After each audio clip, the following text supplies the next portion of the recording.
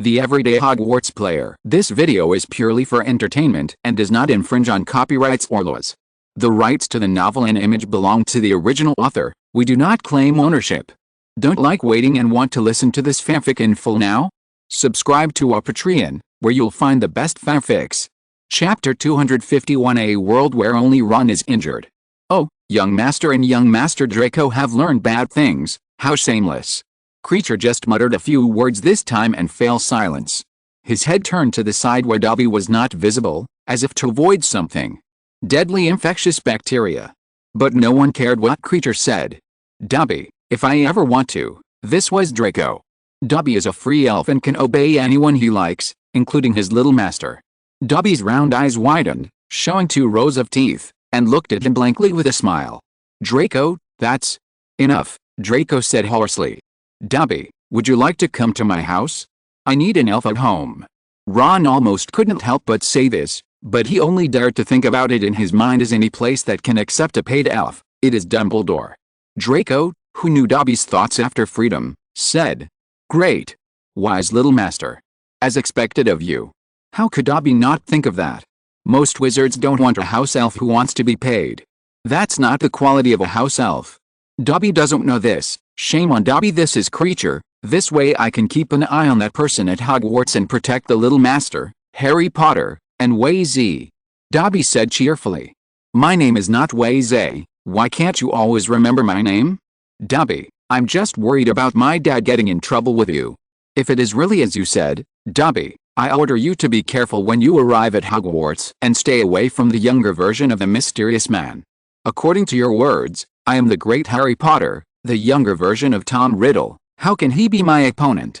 Harry also said. He also felt that this was very dangerous. Last school year, Dumbledore's plan did not result in the death of any young wizard. But didn't the trolls and innocent unicorns lose their lives because of this? Version of Voldemort will probably be used as a consumable to suppress the curse, and the little wizard should not be in danger of his life. But Dobby is not a wizard.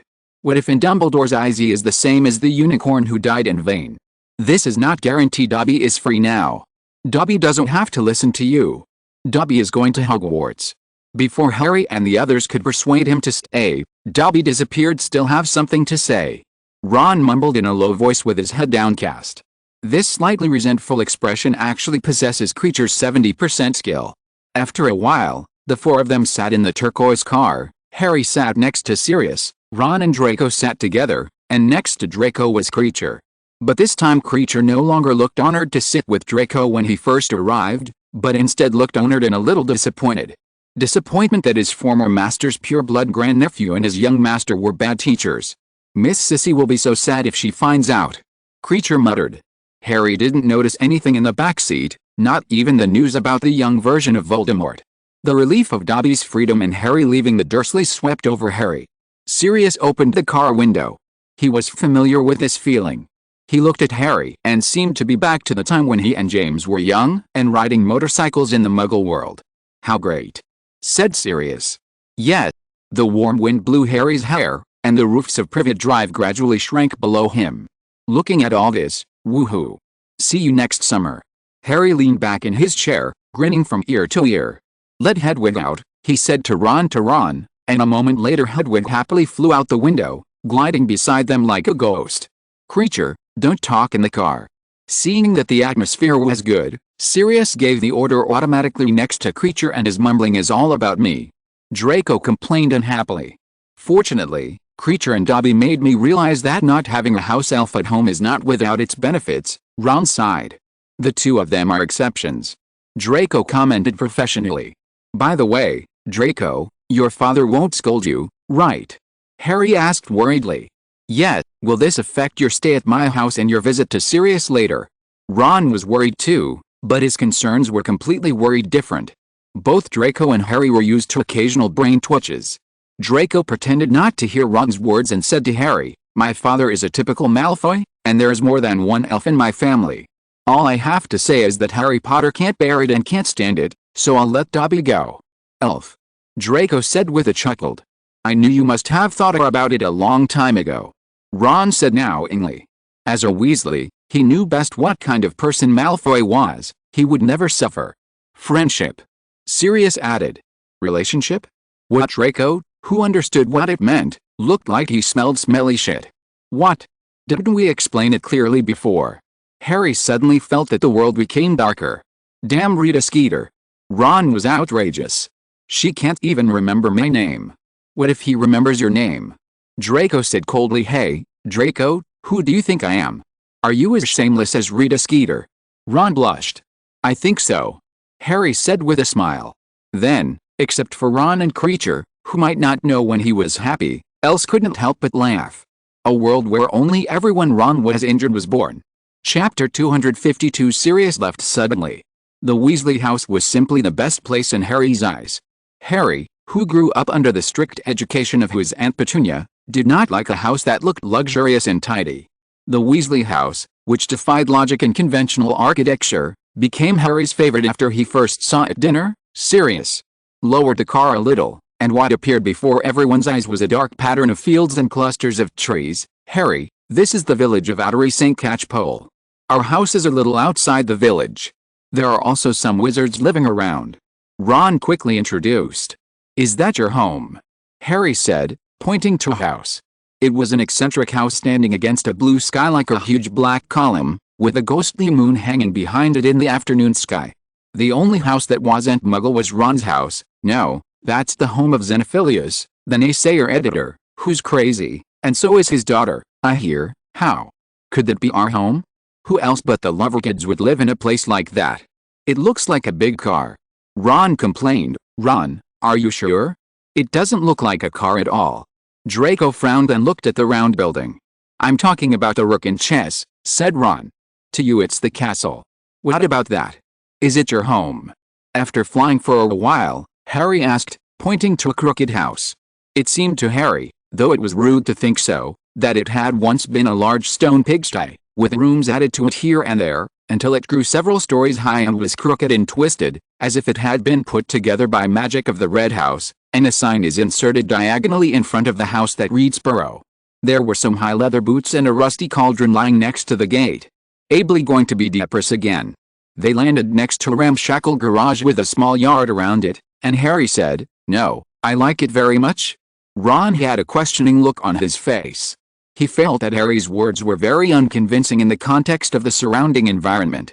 At this time, the sound of hurried footsteps and heavy breathing came from the small courtyard. Only a tuft of fiery red hair standing stubbornly around his head, like a fence blown down by the wind. Even his whole body seemed to be blown by the wind. He was wearing a green robe, like grass blown by the wind. I have to leave for a while and will pick you up in a few days. Arthur, take care of them.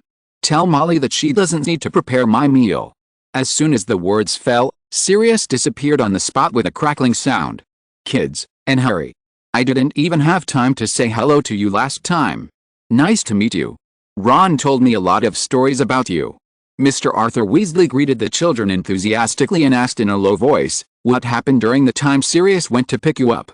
According to the original plan, I remember that after dinner, the three of you went to Sirius. Molly has been trying to persuade you to stay for a few days, but Sirius has always disagreed. Why did he change his mind? And Creature was left behind. Hello, Creature, said Mr. Weasley off the car, and the first thing you asked was how the car flew. Ron didn't answer, but sarcastically said to his father for ignoring them. Shut up. Ron, how can you compare yourself with Mr. Weasley's great cause? Draco said, and at the same time looked at Mr. Weasley eagerly, as if he wanted to get some encouragement from him. Mr. Weasley looked as if he had a headache, and what little hair he had left was about to fall out. He still felt that Draco was making fun of him. If he hadn't seen the same sneer on Draco's face as Lucius Malfoy's, he would have, and even if he had, there was nothing he could do. Draco was still a child.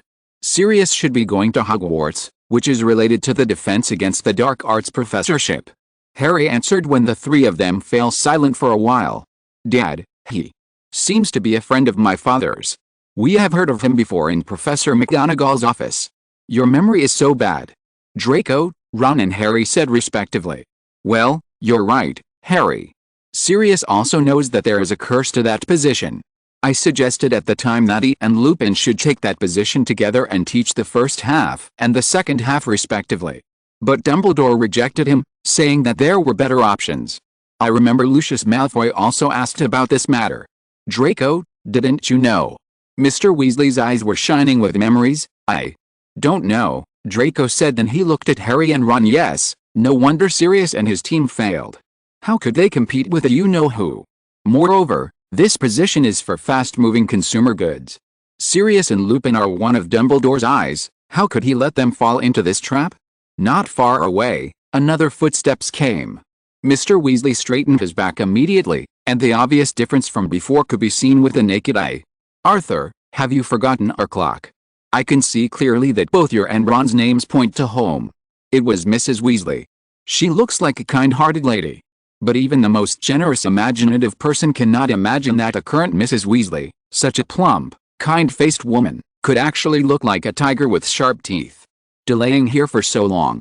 You know, dinner is ready, Mrs. Weasley said in a heart-stopping low voice. Chapter 253 At the Weasley house. It's serious. He left suddenly and said he wanted to keep these children with us for a few days. That's what's causing us to lose time, Mr. Weasley said in what he obviously thought was a light-hearted and endearing tone. Yes, Harry. Mr. Weasley cleverly pushed Harry in front of Mrs. Weasley. Harry was surprised to find that Mrs. Weasley seemed to be under a happy spell, and the evil look on her face suddenly turned into a glow of joy. Harry. Poor child, look how thin he has become. The last time we met, I was in a hurry to go home and didn't even have time to see you. Quickly, come to the room with me. I've already prepared dinner. At the end of her sentence, Mrs. Weasley gave Mr. Weasley a hard look. After years of married life, even if Mr. Weasley stuck his butt out, she could guess why. Everything that just happened was obviously an excuse. But because Harry was here, she still didn't think much about it. Oh, why did Sirius leave like that? I've got plenty of dinner ready, Mrs. Weasley said with a painful smile, walking briskly towards the hut. Hello, Harry, and Draco, Percy said, puffing out his chest. Even at dinner he was dressed neatly, his prefect's badge pinned to his knitted vest. Our brother couldn't put it down since he got it. Carry it with you at all times. Hello, Harry and Malfoy's little devil. Fred and George suddenly appeared. But Harry didn't pay attention to all this, his stomach was already growing. He looked towards the kitchen, which was small and rather crowded, with a cleanly wiped wooden table and a few chairs in the middle. The clock on the wall had only one hand, no numbers, and on the clock face were words like make tea, feed the chickens, you're going to be late. On the tablecloth were 3 layers of books, enchanting your cheese, the magic of baking bread, creating a feast, etc. All magic books. There was also an old radio next to the sink. It's really magical. This is the wizard's home? Harry had never seen it. This made him even ignore the chicken that was still in the pot, the plate full of ham pies, the boiled potatoes that were sizzling with the lid on, and the bowl of salad that had not yet been squeezed with sauce. Mom, including that elf, there are 10 crazy elf of us. Is there room for sitting in the kitchen? Fred and George asked respectively. We're eating in the yard. If you had eaten your lunch seriously today instead of thinking about how to make explosions in the house all day, you would have known what I told you, Mrs. Weasley complained, pointing her wand at the bowl of salad, inserting it into the bowl and spinning it in circles.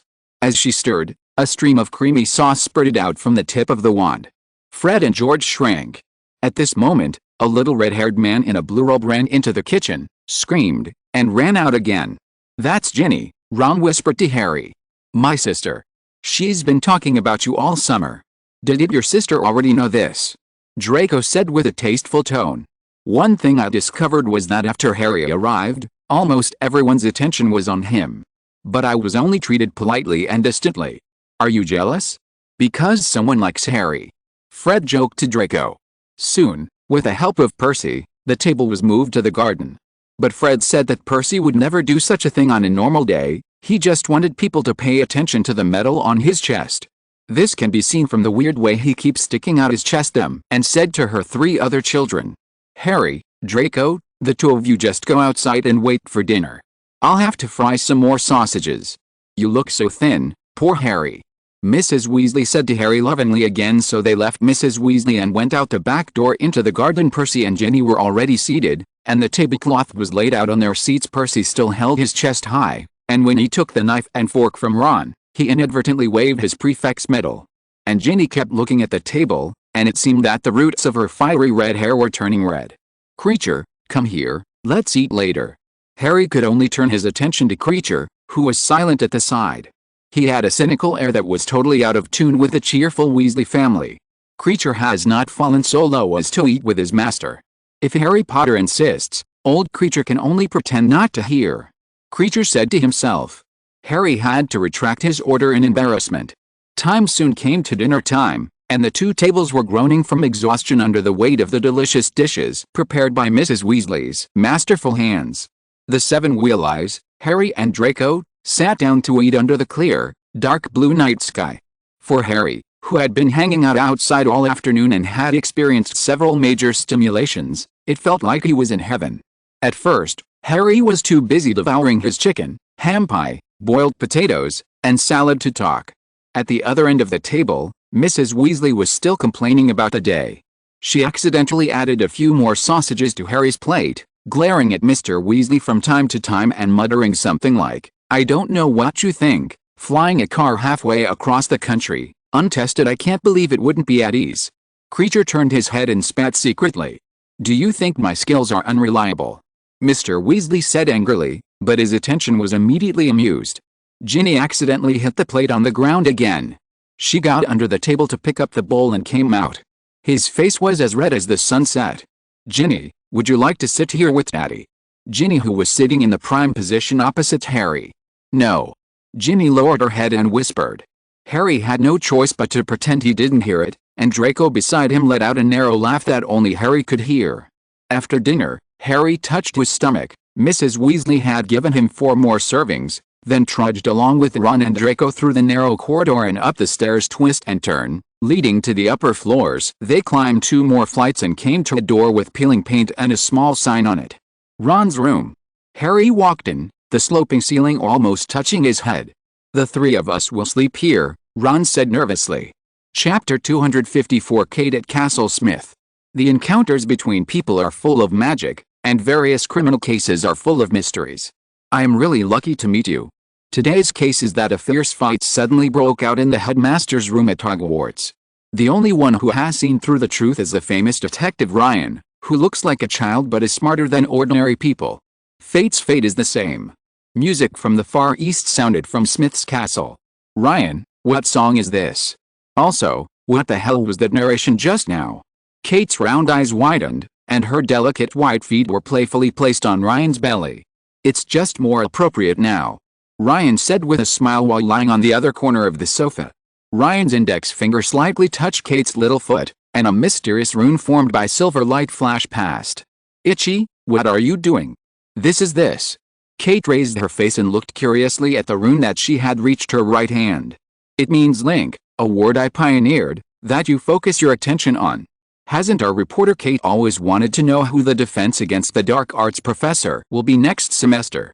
Ryan's it was entirely because it had become unrecognizable. Fragments of exquisite and gorgeous silverware were everywhere, and the chair with armrests was full of marks from knives and axes. "It seems like a big war is going on here." Kate couldn't help but start to hold her breath, although she clearly understood that she was not here really hundreds of house elf assassins behind Fudge's seeming incompetence. Kate tried to turn her head, to look in another direction, completely forgetting that this is Ryan's perspective. Finally, the picture came to 2 people. One of them was naturally Dumbledore. His half-moon glasses dropped on his crooked nose. He looked calmly at the other person in the room through his eyes, as if it was not his house that was damaged, and the other person turned out to be Sirius Black, the guy who was recognized as a hero by the British wizarding community. But what surprised Kate was not this, but the words in Sirius' mouth. "Dumbledore, why do you want Voldemort to be the professor next semester? I remember that Lupin and I both applied." Sirius smiled slightly nervously, pointing the wand in front of him. "First of all, you should call him Tom Riddle. I originally thought it would be Tom. No, for the sake of distinction, I thought it would be Voldemort's servant. But I didn't expect it to be you." Dumbledore clasped his hands and replied calmly, as if he was not the one being pointed at by the wand. Fawkes, the phoenix, flew in wide circles above them, chirping softly. "Just to attract Voldemort's servants. This is school." Sirius was shaking slightly with anger. "That's not like you, Sirius. That's not who you are.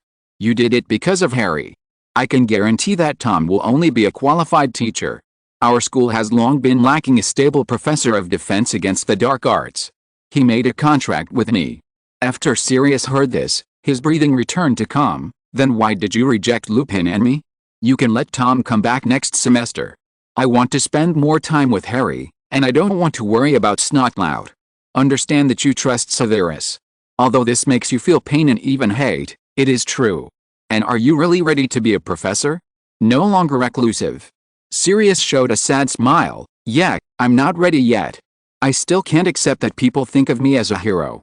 I just want to spend time with Harry. As for the rest, there's Lupin. Lupin is reliable and he needs a job close to Hogwarts. You know Dumbledore, he regards Hogwarts as his home, the only place where he was not discriminated against." Dumbledore adjusted his glasses. "Is it out of guilt? Because you once doubted him?" Sirius shrugged. "Dumbledore, you always see through everything." "Then I think Lupin can serve as an assistant teacher in the defense against the dark arts class. After all, I have already given a job to another little guy today. I can't favor one over the other." Dumbledore smiled slightly. "Dobby? That weird little elf. But, will Lupin as an assistant coach cause Tom to be repulsed? You have to know that I have a lot of positions for Lupin.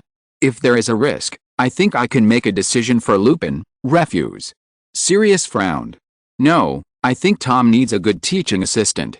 After all, he also needs to make up lessons." With Dumbledore's words, the scene stopped abruptly in front of Kate. "Ryan, you."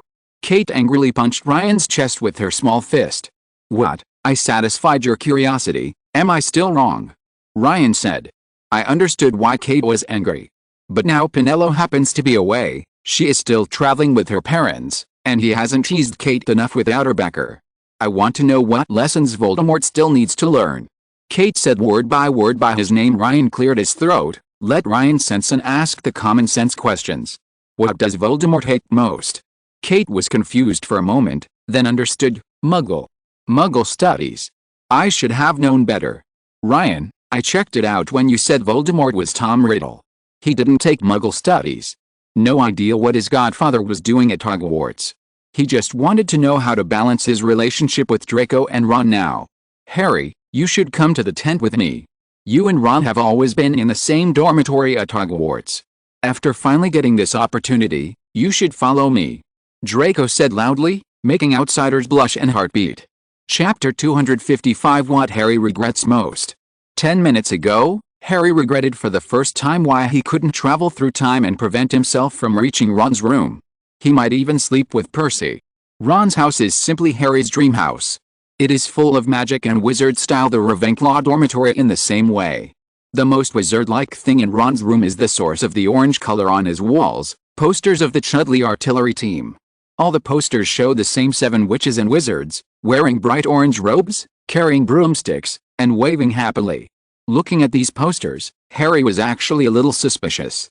Ron's desk, trying to find something with a Ravenclaw feel. But there was nothing. His magic textbooks were piled randomly in the corner of the room, next to some comic books, and Doraemon was placed at the top as expected. The ones below appear to be the adventures of Mad Muggle Martin Miggs, and judging by the dust on the covers, they've fallen out of favor a long time ago. Ron's wand was resting on a large fish tank on the windowsill, with many frog eggs in the tank. His fat gray-furred rat, Spot, lay snoring next to the fish tank. "It's not bad." Louis breathed a sigh of relief, and his embarrassment was diluted by the smile on Harry's face. "Help me." Draco's voice came from the side. "What are you doing? You don't like my house so much?" Harry and Ron complained one after another as soon as they saw Draco's actions.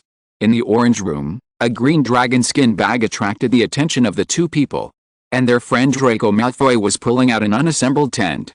"Come on, Ron, I just don't want to sleep with you.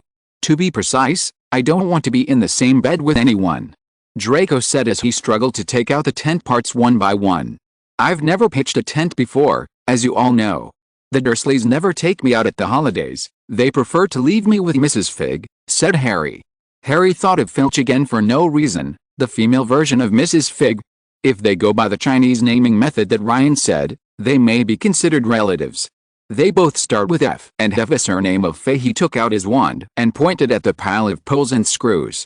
Soon, they jump into their own places, and a very plain-looking blue tent appeared in Ron's room. "You can sleep in here, it's too small, and the ground is too rough." "Draco, you have to believe me, I've slept with him before." "What about sleeping with Ron?" Harry said speechlessly. He took the lead on all fours and climbed into the tent. Harry bent down, followed Draco, and slipped under the tent curtain. His jaw dropped in surprise.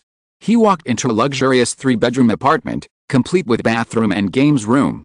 This room fits Harry's Draco stereotype perfectly exaggerated. "In your eyes, is our Weasley house not worthy of your living?" Ron, who climbed in after Harry, also surprised looked. But it was more anger. "Come on, Ron. I didn't know I was going to stay at your house in the first place. Isn't our plan to go to Sirius's house?" Draco said speechlessly. "Yes." Ron's anger was extinguished. The three of them climbed out of the tent immediately and talked about Harry's fate. Where will he sleep tonight? This also led to what Harry regretted most. "Draco, you bastard." Draco a hard look with his pale eyes. Then he opened the door and ran. It seemed like he was looking for Ginny to explain. "The Malfoy brat and our little brother, jealous, fight." For Harry, "Why didn't you call us just now?" Immediately disappeared, and came Percy, who gave Harry and Draco a critical look and left like an old pedant. But Harry noticed that even now, he was puffing out his chest, as if trying to draw attention to his prefect medal. "That? Percy."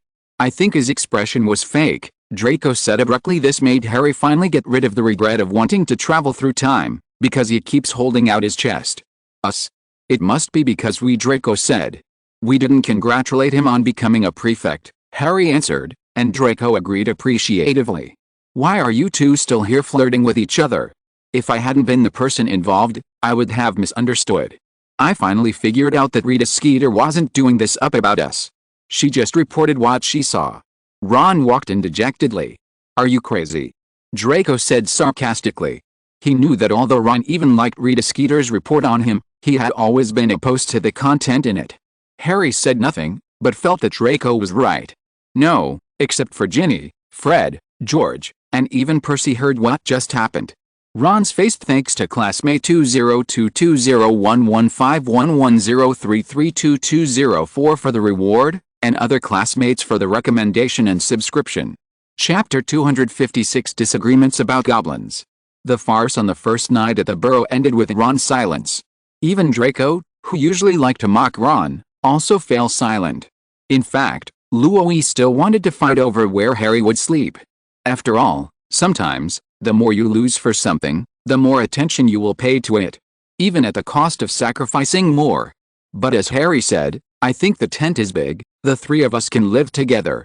The atmosphere between the three of them became increasingly awkward, and Ron couldn't help but groan, thinking that he had lost his innocence just because of this. The ghoul on the ceiling also howled loudly and banged on the pipe in conjunction with Ron's humming. Finally, the three of them went to Draco's place. According to Ron's words, "I'm already like this, aren't I allowed to indulge?" Just like that, time quickly came to the next day. Life at the Burrow was very different from life at Privet Drive. The Dursleys like everything to be organized, but the Weasleys are full of magic and surprises. The mirror on the kitchen mantelpiece started led Harry. The first time he looked in the mirror, he suddenly screamed, "Tuck your shirt in, you're sloppy." Liked him. This was completely different from the feeling of being in the Ravenclaw dormitory. This is a complete and warm family that is willing to treat him as a child and accept him. Completely different from the Dursleys.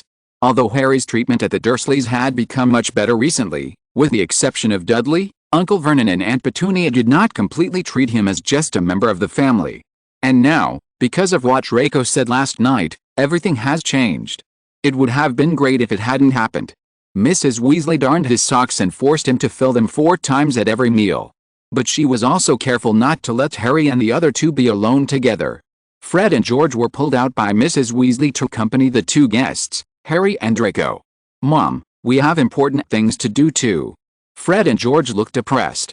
"Come on, logically speaking, you shouldn't use magic.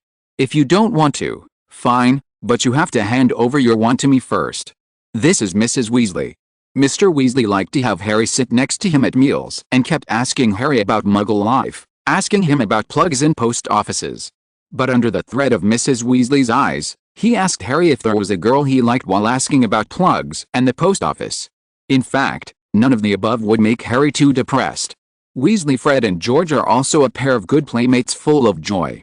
Being with them, although Ron was often ridiculed, also made Harry and Draco smile. What made Harry most depressed was Ginny, the least noticeable little sister of the Weasley family. Ginny no longer blushes when she sees Harry like she did before, and she no longer accidentally knocks things over every time they look at each other. But now, every time Harry felt something was wrong, he would find a little red-haired man secretly looking at him. But every time Harry turned his head, she disappeared again. Her disappearing skills were almost as good as Ryan's. This made Harry miserable. Even the bamboo dragonfly is no fun anymore. This is the Weasley family's garden, which is larger than expected and completely different from the crowded burrow. Even Draco blushed slightly with excitement. It wasn't that the Malfoy garden wasn't big. Draco had the same reason as Harry of grass must be strictly maintained at the same height. The Wheel-Eye's garden was overgrown with weeds, surrounded by many tangled trees at the base of the wall, all kinds of plants they had never seen before growing out of every flower bed, and there was a large green pond with many frogs in it. Ron was flying around on the wearing a bamboo helicopter that Harry wasn't in the mood to play with, and was playing around with Draco. At this time, Fred and George, in law in order to have some fun, prepared to take Harry and Draco to participate in the Weasley family's regular game, throwing gnomes. Hey ha! Ron flew through the grass quickly like an owl catching mice.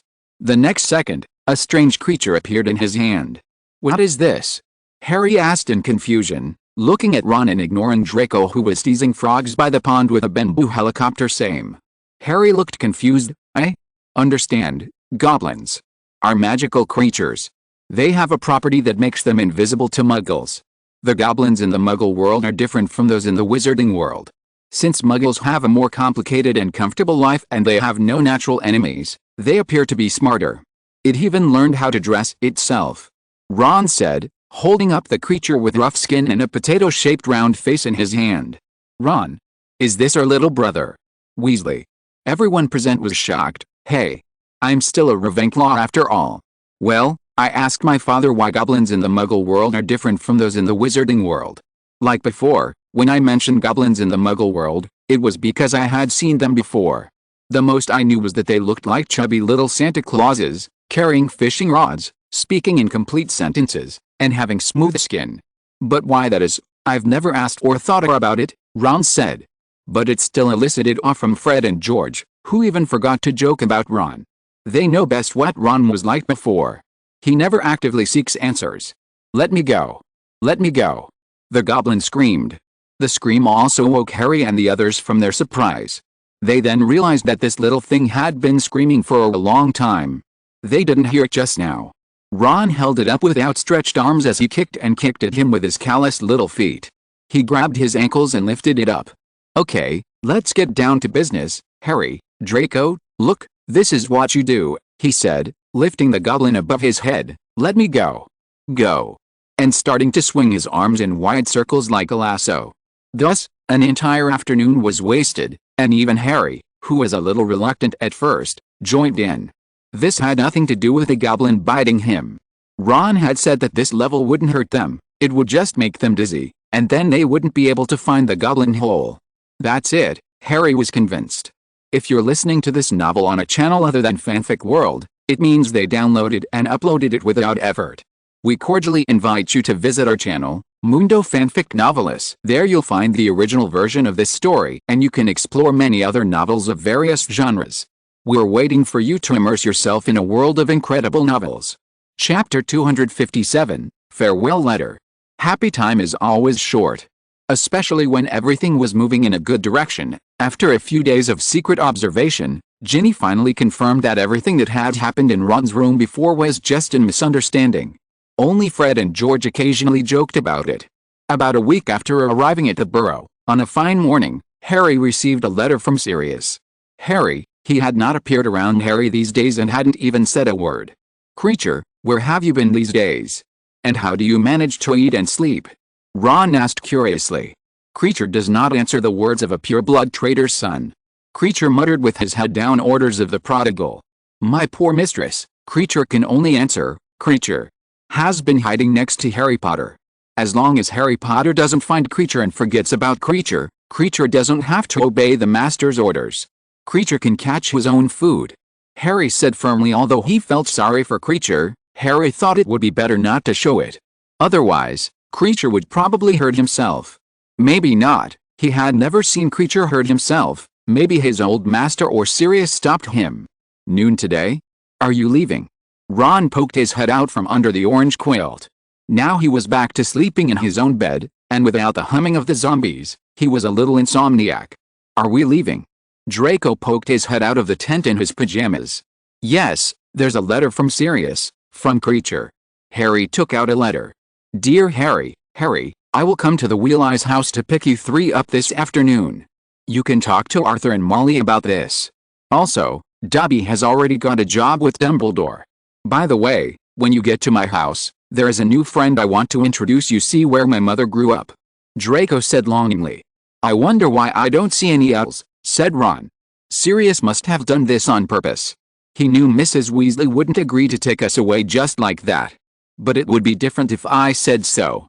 Harry didn't know whether to laugh or cry. "Who's the new friend?" Draco asked. "Maybe it's that crazy elf Dobby?" "I knew Dumbledore wouldn't accept an elf who needed wages," said Ron. The more he spoke, the more confident he became, and he stood up from the bed. "Well, Ron, I remember reading the letter," said Harry, still a little uncomfortable with Ron, who always acted stupidly. Occasionally he also realized how stupid he was to have thought that Ron was a cunning man who was trying to deceive Harry's trust. "Ron, I thought it might be Lupin," said Harry awkwardly. "Who is Lupin?" Ron quickly changed the subject. He was so nervously grasping the letter beneath his robes that he did not even notice the piece of bread Mrs. Weasley handed him. "What's the matter, Harry?" said Mrs. Weasley. She looked at her youngest daughter, Ginny. She knew that Ginny had been secretly watching Harry these past few days, but she didn't know that she had put so much pressure on Harry's expressions. Ginny raised her pretty little face, looking confused. Ron and Mr. Weasley were about to ask what was going on and what he had to do with Ginny, but the thought was nipped in the bud by the looks of Draco and Mrs. Weasley respectively. "It's a letter from Sirius," Harry whispered. Mrs. Weasley was like a mother to her these days, and telling her the news made Harry feel like a betrayal for some reason. Weasley's smile disappeared.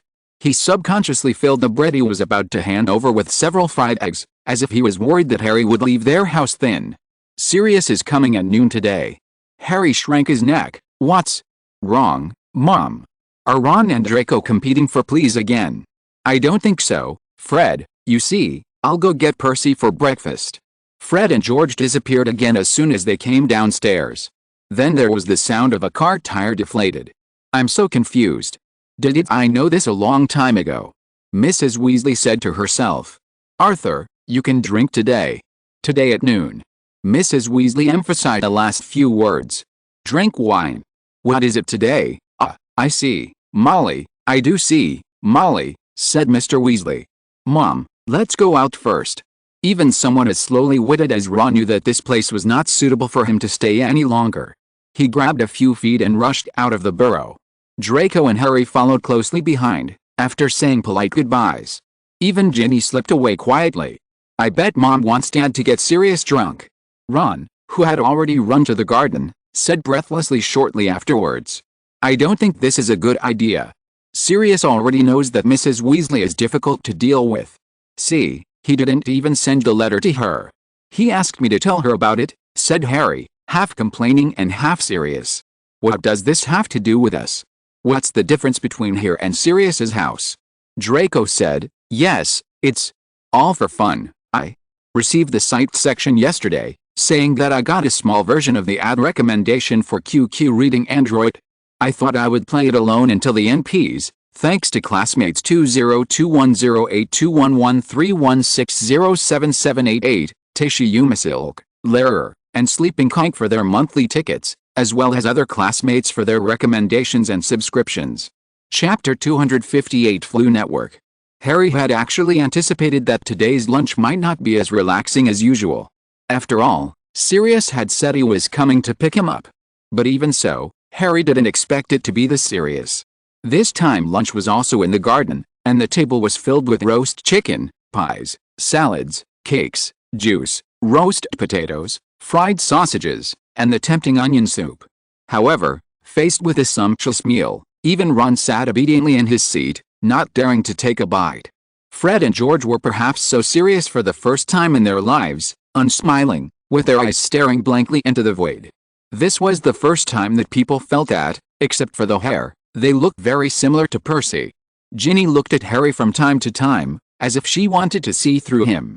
Percy, who always showed off his prefect badge with his chest puffed out, also took it off honestly. Draco seemed afraid to breathe, and his pale face was even more bloodless than usual. Even the gnomes in the garden were silent. A goblin lying down next to Peony with a funny expression gave them the best warning. While Mrs. Weasley was waiting for Sirius, the poor noisy goblin was hit by Mrs. Weasley's petrification attack.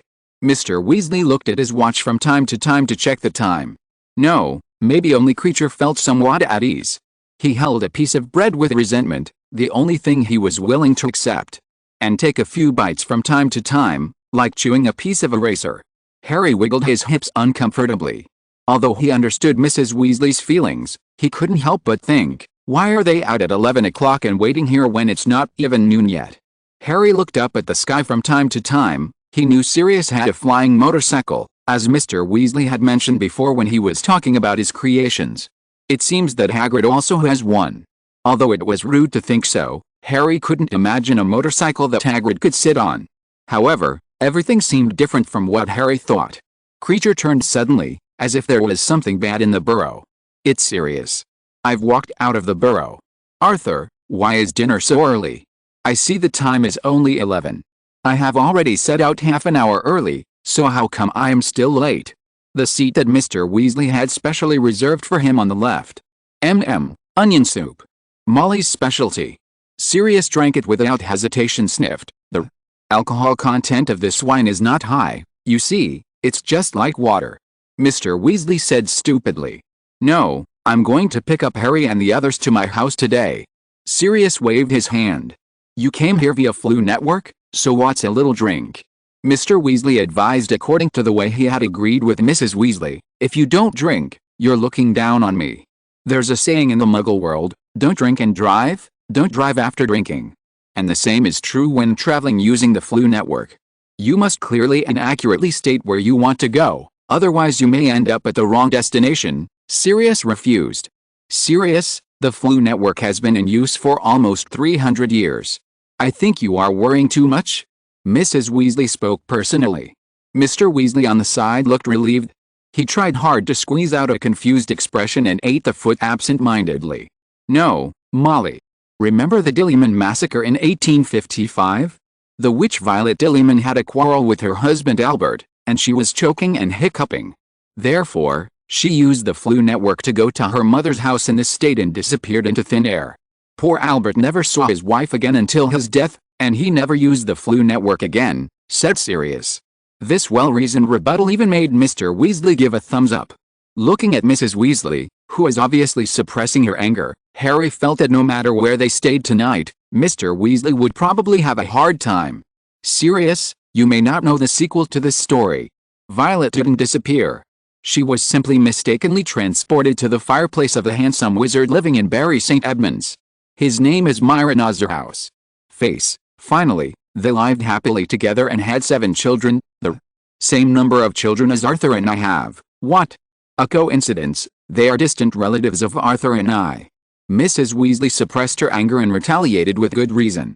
This made Ron forget to continue eating for a short while, and if the last piece of chicken pie hadn't been about to be taken away by Draco, he would probably have been immersed in the story. What about poor Albert? Sirius couldn't help asking. He even forgot that he was debating with Mrs. Weasley whether to drink and then use the Flu Network. He, just like in your story, died alone and never used the Flu Network again. Violet didn't reappear until after he died, said Mrs. Weasley. So, this story tells us that we must speak clearly when using the Flu Network, especially don't drink. Sirius said suddenly, then turned to Harry and showed him a bright smile. Harry, be careful when you use it later. You know, there are many wizarding families who want to adopt you. In this way, you and your dear godfather will have to separate. Sirius emphasized the word godfather, as if he had something. Harry didn't dare to say anything. He lowered his head and started eating his salad. Because he understood meant that Mrs. Weasley no longer had any reason to get Sirius drunk. At 4 o'clock in the afternoon, A large crowd of people gathered in front of the fireplace in the Weasley family's kitchen. Harry, you need to be careful and remember to speak clearly. You can shout outside first, and then jump into the fire immediately. This can avoid the influence of ash and heat. Sirius took out a bag of shiny powder from his pocket, picked up a handful, and threw the powder into the flame. With a whoosh, the fire turned green and rose higher than Fred. He walked right into the fire and yelled number 12, Grimmauld Place. It was gone in the blink of an eye. Chapter 259 Lupin. Harry felt very embarrassed. In front of Ginny, his admirer, he was like a little doll, being held tightly in Mrs. Weasley's arms. His pockets were stuffed with freshly baked ham pies, and he felt as if he had a hot water bottle tied to his thighs. Fortunately, Ron and Draco had already disappeared in the green flames one after another, so they didn't see this scene. Harry, you should go. Mrs. Weasley wiped her eyes, couldn't help but look at the wheel eyes, Fred, George, Ginny, and even Percy with red eyes. He couldn't get enough of it. This was the place he called home, just like Hogwarts, and his family was here. Harry forced his head to turn towards the fireplace. Number 12, Grimmauld Place. The feeling of the Flu Network was so amazing that it even made him temporarily forget the sadness of leaving the burrow. He seemed to be sucked into a huge water pipe. His body seemed to be spinning rapidly. The whistling sound in his ears was deafening. He tried desperately to open his eyes, but the swirling green flames made him dizzy. Something hard hit his elbow, and he clamped his arms tightly, but still kept spinning. Now it seemed as if cold hands were patting his cheeks. He squinted through the glasses and saw only a series of oven doors flashing by in a blur, and vaguely glimpsed the room outside the fireplace. The delicious food from lunch churned in his stomach. The chicken pie in his pocket seemed to be about to fall out.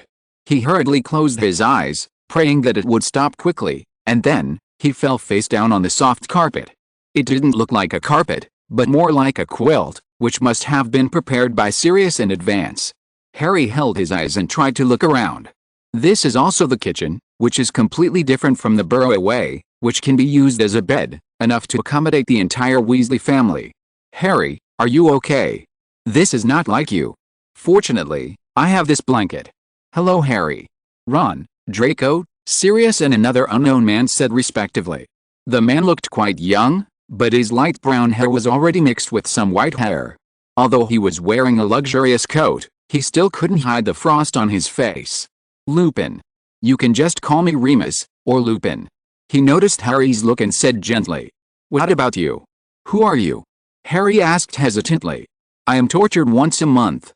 Lupin said in a casual tone, as if he was talking about what to eat tonight. I am a werewolf.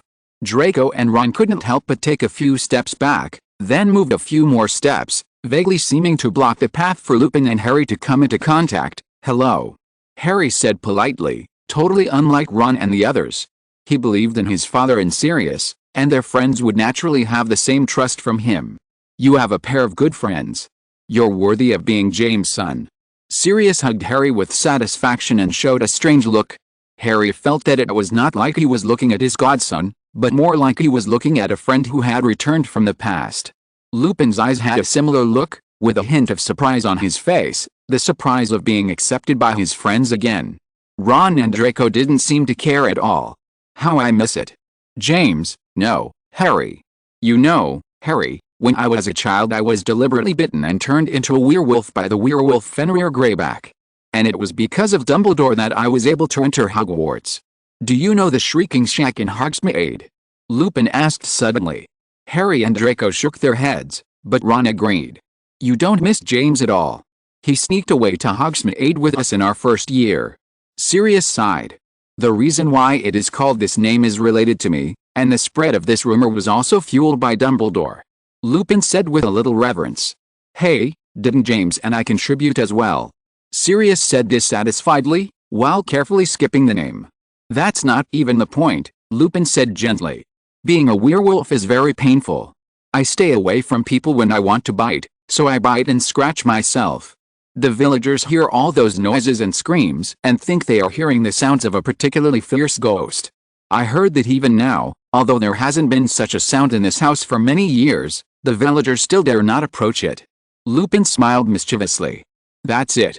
So there are no ghosts. In gossip and eccentric knowledge, sighed in disappointment, yes. That was the most painful time for me. But with Hogwarts and the company of my friends, it's not bad. In order to prevent your father and his friends from knowing that I am a werewolf, I make up all kinds of stories when I disappear once a month. I tell them that my mother is sick and I have to go home to see her. Also, my uncle has died and needs a funeral, etc. But your father and the others still found out, but they didn't stay away from me. In the 5th grade, they learned how to become animagus and transform into animals. This way, they can stay with me even when I'm a werewolf. Lupin smiled happily. So, that Peter turned into a mouse, Ron said suddenly. Lupin looked puzzled. He didn't know how Ron guessed that Peter's animagus was a mouse and mentioned him at this time. When remembering Jamie mentioned the name of the traitor who killed him, wonder if this was really Arthur and Molly's child. Peter became the smallest animal that could get under the whomping willow, striking and press the knot that made the tree still. So they can go through the secret passage to the Shrieking Shack to find me. Sirius and James turned into very large animals, able to deter werewolves. Harry, you can guess from his nicknames branches. Your father and Sirius are Prongs and Padfoot respectively. Lupin said with a smile. My father is a deer, right? Only deer have horns that look like forks, but I don't know what exactly he is. Harry said after thinking for a moment. A stag, said Lupin. So that's what stag means. What kind of deer is it? Harry was speechless. Typical Ravenclaw. James is a moose, the largest kind of deer, Sirius said with a smile. Chapter 260 The Crazy Black Family. James Potter, what kind of man was his father? After everything that happened in the previous school year, Harry's impression of him was no longer what it had been at the beginning, a hero who died resisting Voldemort. In his eyes, he was a qualified father who died resisting Voldemort. In his eyes, he was a qualified father who died to protect his wife and children, and a righteous wizard who joined the team to fight against Voldemort as a pureblood. But at Hogwarts, he wasn't as good as he would be as an adult. His academic performance might be good, but on the other hand, he took advantage of Snape, who was undercover as Dumbledore, and stole his childhood sweetheart. But this time, the impression of his father, the student's version of James Potter, became much of a workshop in Harry's mind. Kind, does not discriminate against werewolves, and is willing to take risks for his friends. After all, the magic of animagus is very dangerous. Harry couldn't help but breathe a sigh of relief. This time, maybe his father was really targeting Snape for his mother's sake. He just didn't know that Snape was Dumbledore's undercover agent. Harry, I hope you won't be depressed by your surroundings. Sirius laughed dryly. They had already reached the stairwell by this time. Harry was awakened from his thoughts. He looked around and finally understood what Sirius meant on the way to the bedroom on the 2nd floor. Although the decoration was luxurious, everything around reflected the style of dark wizards, the most evil kind. There was a large umbrella stand made from a troll's severed leg, and a row of wrinkled heads were gathered on the plaque on the wall next to it. It's a house elf. I finally understand why a creature is so crazy. Ron looked carefully and found that they were all elf heads, and they all had the same ugly big nose. Ron, this is as close as I can get to tidying up the house. My evil and perverted ancestors used many reinforcing and removable magics on this house. Sirius shrugged helplessly. This is also why he left Harry at the Wheel Eyes for a while. The fact that a young Voldemort became a professor at Hogwarts is just one of the reasons. On the other hand is this place he calls home. Not bad, Harry managed. He couldn't help but think of Dobby, and to be honest, a head on the wall made him feel a little nauseous. My dear Aunt Elidora did all this. To be honest, she was stopped when she did that. Sirius saw the real reason why Harry was uncomfortable. It seems that everyone in your family is crazy. Ron blurted out. Ron, you idiot.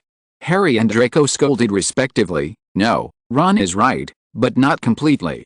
Hogwarts, an Araminta Marifrin, my mother's cousin, tried to force through a Ministry of Magic decree legalizing the killing of Muggles. The only reason they stopped my Aunt Elidora was because a house elf was unworthy of the honor. But my Aunt Elidora argued, saying how hard the poor house elves worked and that they were part of the great black family, so they were naturally nobler than other house elves.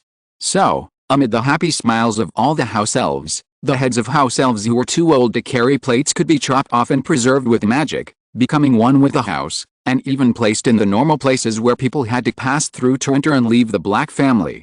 Sirius told these horrifying stories in a flat tone. Harry had some doubts that his father had heard the same stories as himself. Maybe this is the real reason why their small group is so against Slytherin? Harry looked at Lupin, who is much quieter now and hardly spoke, but from his expression, it could be seen that I have heard these stories before. Sure enough. Harry looked at Draco again, who was also looking pale. It seemed that their family was slightly better than Black's.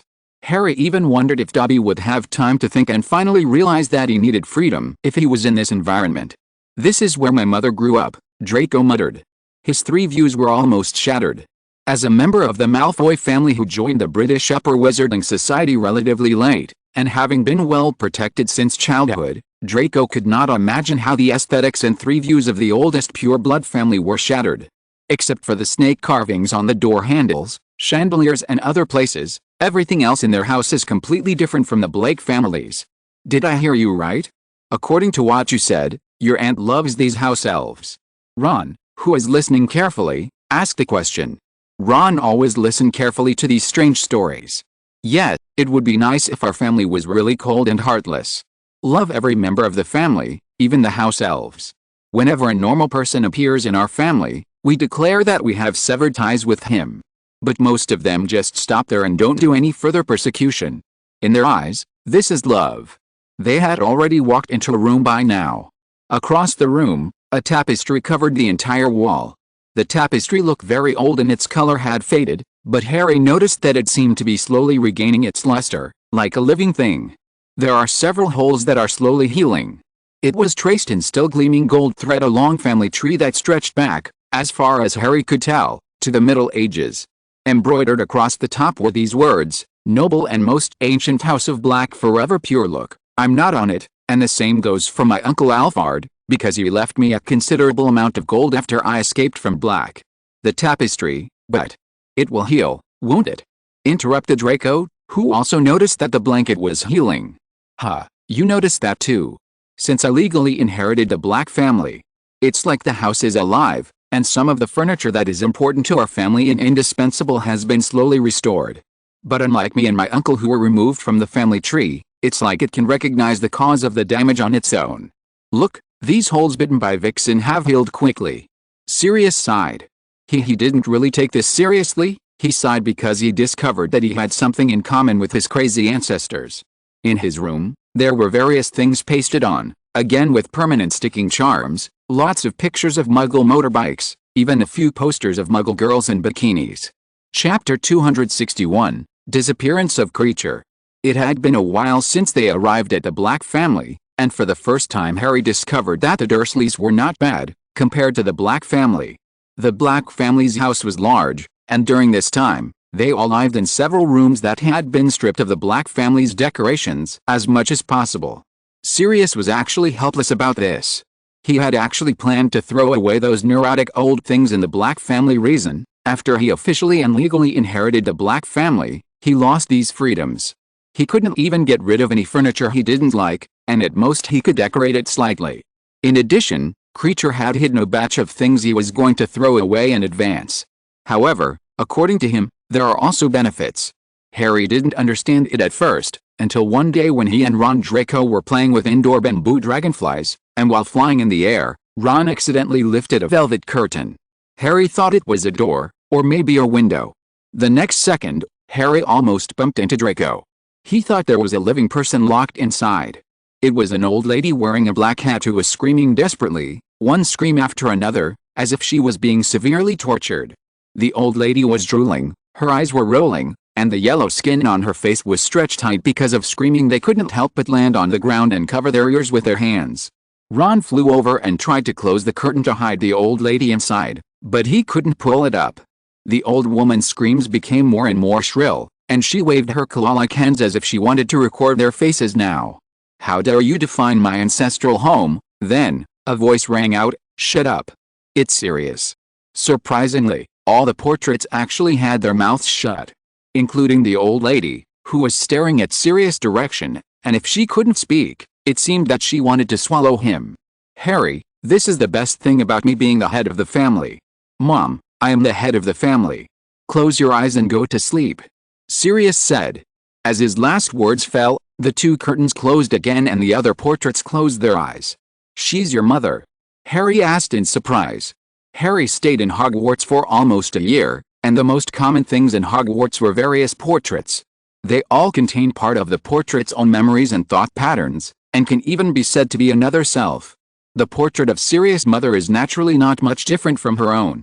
This means that Sirius' mother was a mad woman in the true sense, and not just something he said in anger. Yes, she is my mother. She looks down on everything except pure-blood wizards. She is stubborn, strong-willed, and hates everything that is not as she wishes, including me. Harry, look. Draco was right here and my crazy mother didn't recognize him. You know, all the Malfoys look pretty much the same, with pale skin and light blonde hair. She was also involved in the death of my brother Regulus. He was too weak to resist. Sirius said in a low voice. At this time, Lupin, who came rushing over after hearing the noise, hugged him from behind and said, "This has nothing to do with you, Sirius. So, that creature is so strange because of this portrait. It seems like he hasn't appeared for a long time." Ron asked suddenly. This is not because he cares about creature, but because his thinking process is different from that of ordinary people, and the points he remembers are always different from others. For example, from the crazy behavior of Sirius' mother, when others were worried about Sirius' mood, he remembered a sentence, "I stayed alone for too long and received some crazy orders from my mother's portrait." To be honest, I don't expect him to tidy the room or to make anything to eat. He should be hiding in his room with those old black antiques. But it's really strange. Normally he would hide in the shadows from time to time and mutter weird things, "I'm a loser, a bastard," etc. Sirius said in an unconcerned tone. In his eyes, there was no difference between creature and the things in Black's house that should be thrown away. The only difference is that he has life and is part of Sirius' childhood memories. Creature even had a good relationship with his brother Regulus. Therefore, it would be good if creature could just stay alive, and it would be best if he never appeared in front of him again. The last time I took him to pick up Harry was only because Molly asked me curiously. After meeting Dobby, he had a different understanding of house elves than what he read in books, especially towards the Snottles. After the last sentence, Sirius' voice gradually lowered. Even Ron, who was closest to Sirius and prickled up his ears to listen to some gossip, heard nothing. Soon they went upstairs, leaving Harry and the others staring at each other in the portrait-lined corridor. "Let's go see Creature's room," said Harry. For some reason, there was a voice in his heart that kept reminding him of this. This thought suddenly popped up in my head when I arrived at Sirius's house. Soon they arrived at the boiler room, and after their tentative knocks on the door failed, Ron rashly opened the dark door. Before Harry and Draco could glare at Ron for his recklessness, the scene they saw made them forget everything that had just happened. Most of the space was taken up by a large old boiler, but under the pipes, in an area about a foot wide, there were piles of various rags and smelly old blankets, with a small depression in the middle. "Hey, this can't be where he sleeps." Ron couldn't help but cover his nose. "I think so. Look next to that pile of stuff," Harry and Draco said separately. Chapter 262 Locket. What are these? All gold. Why is there still a pair of old trousers? The sharp-eyed Ron was attracted by some sparkling trinkets and coins in the corner near the inside. "There's a picture of my mother," Draco said, pointing to a silver photo frame. The person in the black and white photo looked at Draco arrogantly, as if he didn't recognize his son. The next second, Draco couldn't help but shook his head. When this photo was taken, his mother probably didn't even know his father, let him alone. "The one with the dark skin, the puffy eyelids, and the wide chin," said Ron. "Weasley, Potter, and Malfoy. The people in these photos are both white and black, and their facial features are not as delicate as those of Sirius and Draco's mother. Although these are black and white photos, you can clearly see from the layering of the hair that even the hair color is different." Just as Harry was still immersed in his own thoughts, a voice sounded. It was Draco, and it took him a moment to realize what Ron had said. "Weasley." Draco jumped on Ron and strangled him a few times in revenge. "You've seen my mother. This is clearly Bellatrix Lestrange. My aunt, a notorious Death Eater," Draco said in a disgusted tone. Although he had never met this aunt, his mother and father looked as if they were talking about a psychopath when they mentioned him. "She has many great achievements, the most famous of which is torturing Neville's parents who were driven crazy by using the Cruciatus. Why does she have such an annoying face?"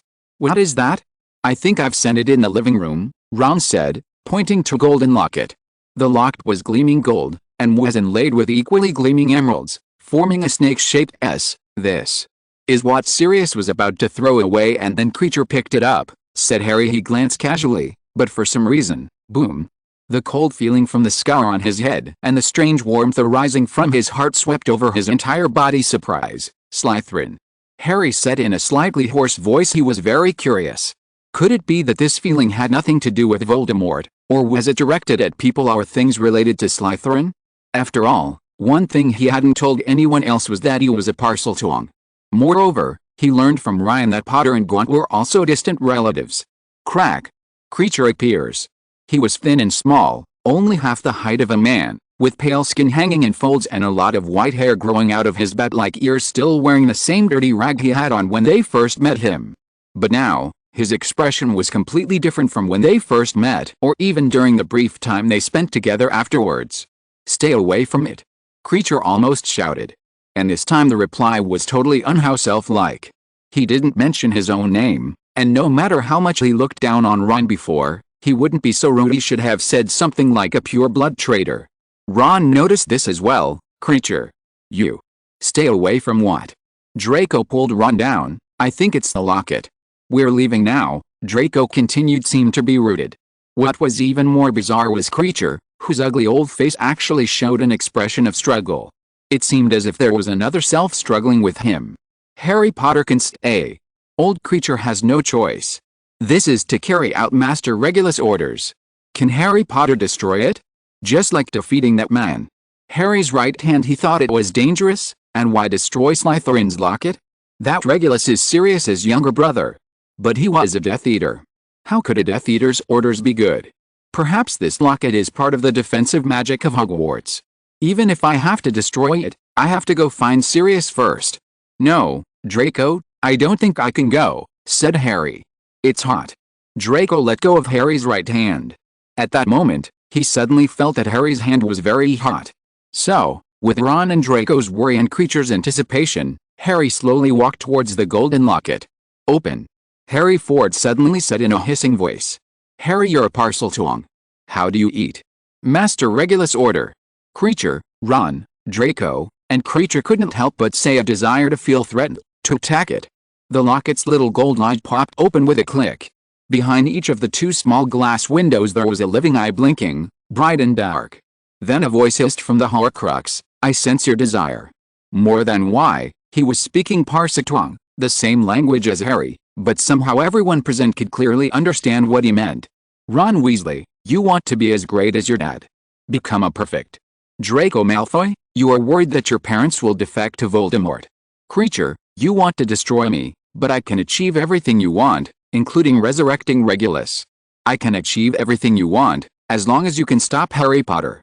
Unable to help but surrender to it, Ron and Draco couldn't help but draw their wands, their hands shaking slightly. But Creature stood behind Harry, his eyes blurred with tears. Chapter 263 Flame. As a branch of humanity, wizards are no different mentally from humans. In the magical world, wizards, who have chaotic minds like humans, become the most complex intelligent creatures compared to magical creatures such as centaurs and goblins. And complicated thoughts mean that you are more easily influenced. Wand, pointing at the two pure-blood wizard descendants whom he had not dared to disobey and could only vent his anger verbally. The locket was truly a part of Voldemort, and its dark, corrupting power now filled the entire cabin. "I'm just stopping Harry, I'm not hurting him. And Harry is obviously not right, maybe I'm helping him," Ron thought. But on the other hand, his deep trust and friendship for Harry made him stand still. So Ron just took out his wand and pretended to do it. Draco's thoughts and actions were similar to Ron's. He was more inclined to believe that this was good for Harry because this behavior was recognized by Regulus, a Death Eater. However, he also chose to believe Harry. The power of wizards is like their thoughts, chaotic and full of infinite possibilities, ocean of dark magic. The wand in his pocket felt slightly hot and flew out as if he were alive. The cool feeling on his forehead kept Harry awake and enhanced his intuition to the limit. Everything made him feel like destroying it. That gold locket is a threat. A flame emerged from the holly wand. It had no color, but it seemed to contain all colors. All the good qualities of Harry Potter seemed to be reflected in this invisible and intangible flame. Horcrux better than the fangs of a basilisk, better than the all-devouring fiend fire. "No, don't want. You too." You'll regret this. The hissing of the locket became more and more urgent as the flames approached, followed by a long scream. There was a blinding flash of light, and Ron and Draco's wands fell to the ground. Harry couldn't help but cover his eyes. Harry slowly and tentatively opened his eyes. The golden locket was still there, but it had lost its luster and no longer sparkled as before. Even the inlaid emeralds seemed like cheap plastic handicrafts. Creature saw something from Ron and Draco's eyes. He turned slowly in an extremely funny posture, as if he was afraid of being awakened from a sweet dream. Master Regulus Order. Master Regulus Order has been completed. Creature has finally completed Master Regulus Order. Creature gasped for breath, his shriveled chest heaving violently, tears and snot flowing out like a waterfall, and he let out a scream that made one's blood freeze. Then, with a speed totally unbecoming of his age, he dashed to the hearth, and reappeared beside the tarnished locket, holding a poker in his hand. Click. Then there was the sound of something breaking. It's a locket. The locket was smashed by Creature. Seeing the fragments of the locket in front of him, the elf froze and dropped the poker. Creature lay stretched out on the cold stone floor, tears streaming from his sunken eye sockets, his wrinkled lips comically split, revealing his gray teeth. Crying and laughing worriedly, his ears turned slightly red, as if he was ashamed of having betrayed Harry just now. No, I don't think so. Creature is just too happy, but what's in that locket? He can actually speak. Draco exclaimed, with the same blush of shame, but what mortified Draco most was that he didn't know whether to tell Harry about his and Luo's behavior. Harry had his back to them and didn't notice anything. My dad said never to trust anything that he thinks for unless himself you see where it hides his mind. That locket is obviously not a good thing. Now, the thing in Slytherin's locket seems to be able to see into our hearts. Ron and I both have our wands drawn at you, Draco said first. At this moment, he and Ron both lowered their heads, waiting for Harry's judgment. I have a secret I haven't told you. Every time I enter the state just now, I can feel everything around me, but I didn't sense any danger behind me, because my instinct tells me that my friends won't betray me. I believe that even if you did cast a spell on me, it was only because you were worried about me, instead of being confused by this weird thing. Harry smiled and said gently. He picked up the ones that fell on the ground and returned them to their owners. Ron and Draco couldn't help but smile in relief, their eyes misty with tears. About 10 minutes later, Harry and the others finally came back to their senses from the atmosphere just now and had time to look at the current boiler room. Is this Creature's lair? Maybe we have come to the wrong place. Ron and Draco couldn't help but say. In this small room, only the items belonging to the Blake family were considered clean. The rest, including Creature's bed made of rags and other places, looked like a garbage dump. Now, the dark ground was as white as new and spotless, and Creature's nest had also gotten rid of the old dirt and became colorful. Even the rag on Creature's body revealed its original vivid colors. Harry looked at all this strangely. This spell of his always seemed to have some other strange effects.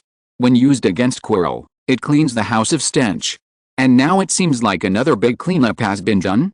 Even Creature, who was no longer lying down but sitting up, curled up with his wet face between his knees, could not help looking around. If you're listening to this novel on a channel other than Fanfic World, it means they downloaded and uploaded it without effort. We cordially invite you to visit our channel, Mundo Fanfic Novelis. There you'll find the original version of this story, and you can explore many other novels of various genres. We're waiting for you to immerse yourself in a world of incredible novels. Chapter 264 Regulus. What kind of wizard is Regulus Black? The cowardly but kind brother that Sirius mentioned? But Harry thought he looked a bit like Percy. When I was wandering around Blake's house, I found a small sign on a door at the foot of the stairs. It was a very imposing little sign with neat handwriting, without my express permission. No entry, Regulus Arcturus Black. It looked a lot like something Percy nailed wood to his bedroom door. Asked Creature to destroy it. This is strange. As for why Harry thought this was related to Voldemort, it was all about feelings. The feeling he had felt when facing Slytherin's locket was exactly the same as when he came face to face with Voldemort. Does this mean that the younger brother that Sirius said followed Voldemort until death because of his parents and his own cowardice could become a hero who dared to resist Voldemort?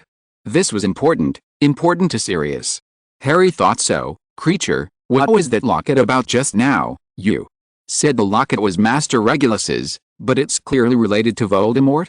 Why would Regulus destroy it? Harry asked tentatively. He didn't expect much. Creature was never obedient.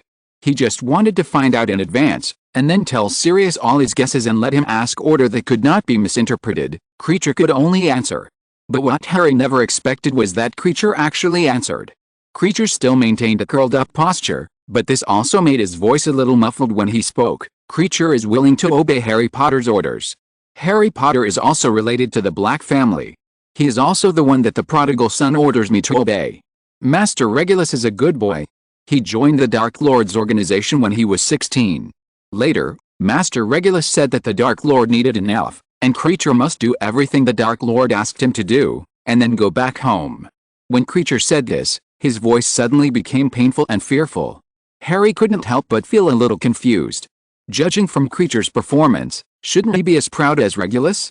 Think this is a glory for the Black family and Creature?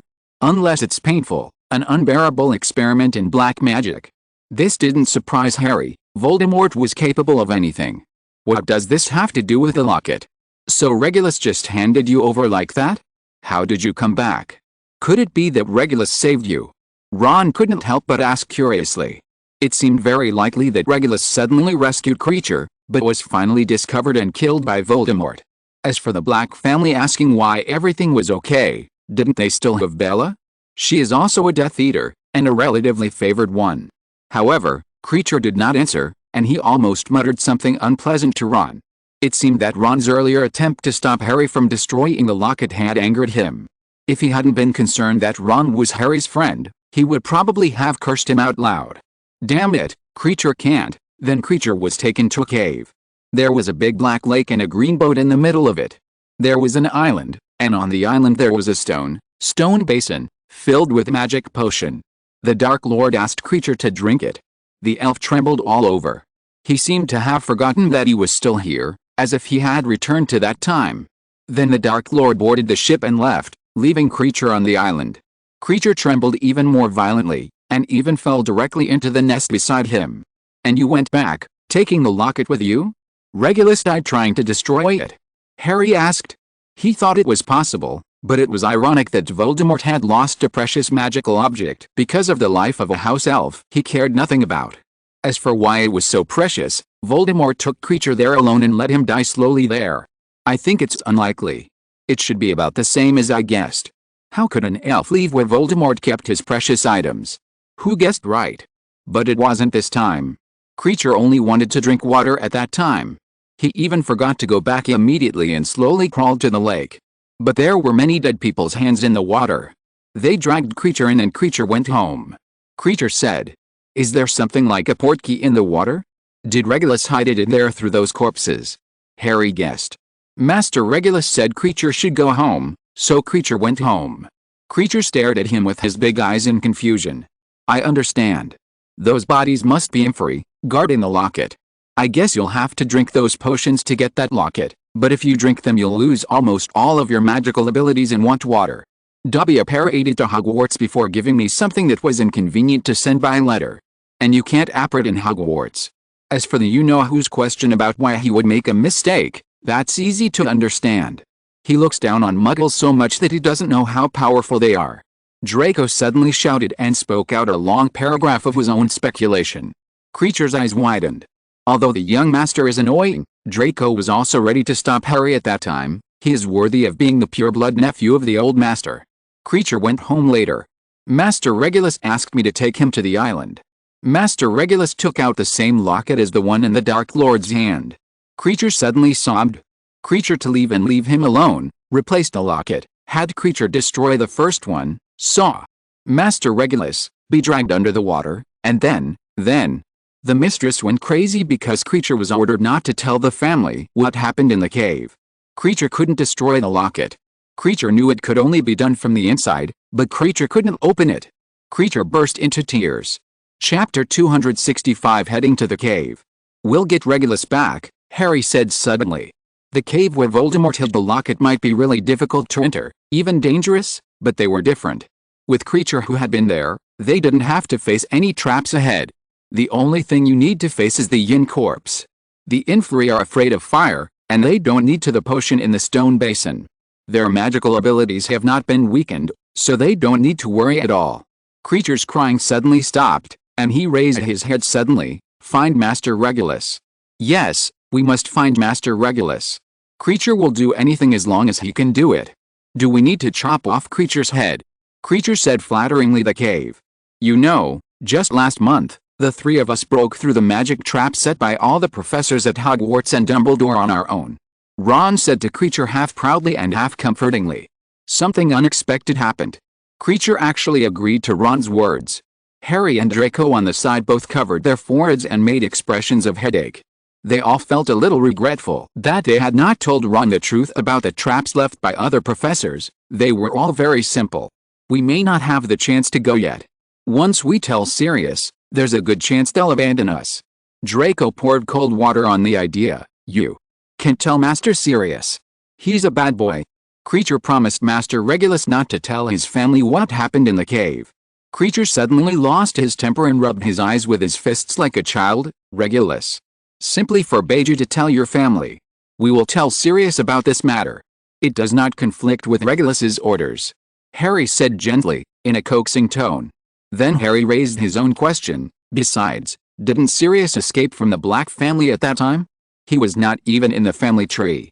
He's not family. Why didn't you tell Sirius about this? He was in the Order of the Phoenix at the time, and was clearly opposed to Voldemort. House Elves is the Master's orders. Creature likes Master Regulus and cannot misinterpret the Master's meaning. Creature said painfully.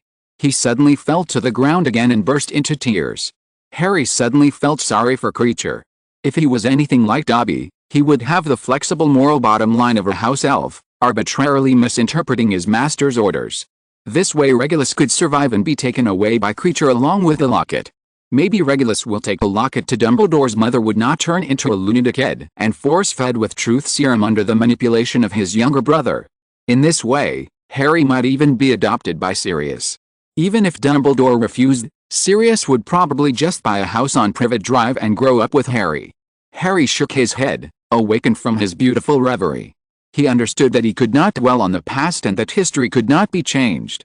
With a resurrection stone, when his knowledge level is really good enough, he will ask Ryan to take him to the place where the resurrection stone is hidden also be resurrected. After about 10 minutes, Creature calmed down again.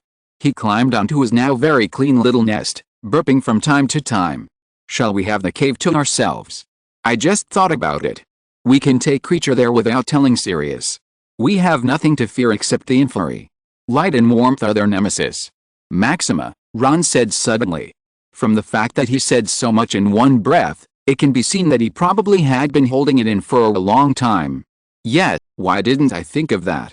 Those inferi are only used to deal with people who have taken drugs and lost their magical abilities. Be able to write alone, but we are different. We can go directly to the island through Creature.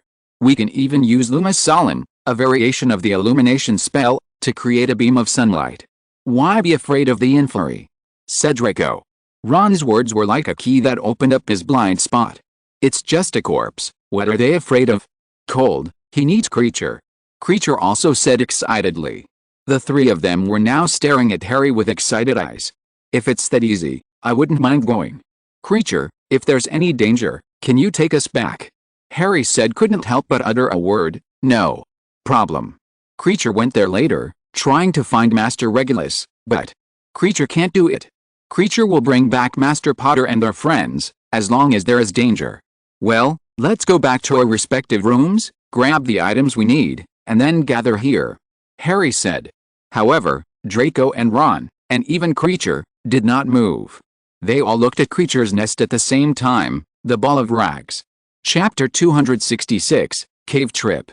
Harry felt like he was going to break down, wondering why he hadn't thought of that. He actually wanted to delay it. While they were getting things ready, go find Sirius and tell him everything. But he forgot that this was the boiler room. There was plenty of wood. Next to it is the kitchen. There is plenty of oil cooking. Creature is ready. Ron, Draco and Creature said impatiently. So Creature took a bottle of oil and used it to soak the pile of now clean, colorful rags. Even the bag that had been cast with the untraceable extension charm, which Harry had no chance to find an excuse to take, it was used to store wood. Draco had this in him. For the first time, Harry felt that it was not a good thing for Draco's family to be too rich. Crack. With a familiar feeling of squeezing, they arrived at the destination in a blink of an eye. It was a smooth rocky island, about the same size as Dumbledore's office, a flat slab of black stone, empty except for the green light. Harry and the others, who already knew the layout of the island, naturally understood that it could only be a stone basin. But even so, Ron couldn't help but walk towards the green light. Was a gleam of phosphorescence in it. There is a base under the stone basin, which seems to firmly hold the stone basin in place. Okay. Ron, let's review what to do first. We already know from creature stories that the Inferi attack anyone who goes near the lake. Will become the same beings. In the era when Voldemort was rampant, in addition to Dementors, Inferi were also a common method used by dark wizards. And Regulus has undoubtedly become a corpse. Okay, Harry, I'm just checking, said Ron, pulling out a bottle filled with pumpkin juice. How not? I remember it was full, said Ron, looking at the empty bottle. Who were powerful enough to still retain some magic after drinking the basin of liquid, unable to quench their thirst with the liquid they carried with them or the water they summoned. Vera Verto. Latin, I convert, I exchange. Draco took a piece of wood from his pocket and used a transfiguration spell to turn it into a cup. This was the only way he could do it. He couldn't perform a more advanced transfiguration spell, turning air into a cup. Clear water like a spring. Draco pointed his wand at the wine glass and shouted, and the glass was immediately filled with clear water. But in the next second, the water in the cup disappeared out of thin air. Voldemort. Okay, I'll assign the tasks first. With oily cloth. Harry looked at Creature. Okay, Master Harry. Creature said, half fearfully and half happily. The environment here aroused his fear, but the joy of bringing Regulus back filled him with passion. The lakeside. But we have to leave some of them and form a circle around us. Harry then looked at Ron and the others. In less than 10 minutes, a fence and a simple circle were built, and Harry and the others stood inside the circle. Finally, I'll count 1, 2, 3. Ron, use the spell to summon the lake first, and wait until the Inferi get close to me and Draco before lighting these woods. Creature, you are responsible for finding Regulus. If not, we'll just burn them with a blazing flame. Ron, please continue. But if we find it, Creature, bring Regulus to us immediately. Harry ordered. Ron and others agreed in agreement. 1, 2, 3. Said Harry. Anything is possible, right, Wingardium Leviosa. Ron cast a levitation spell and pointed his wand at the dark water. Ron's magic started something in the lake churning violently.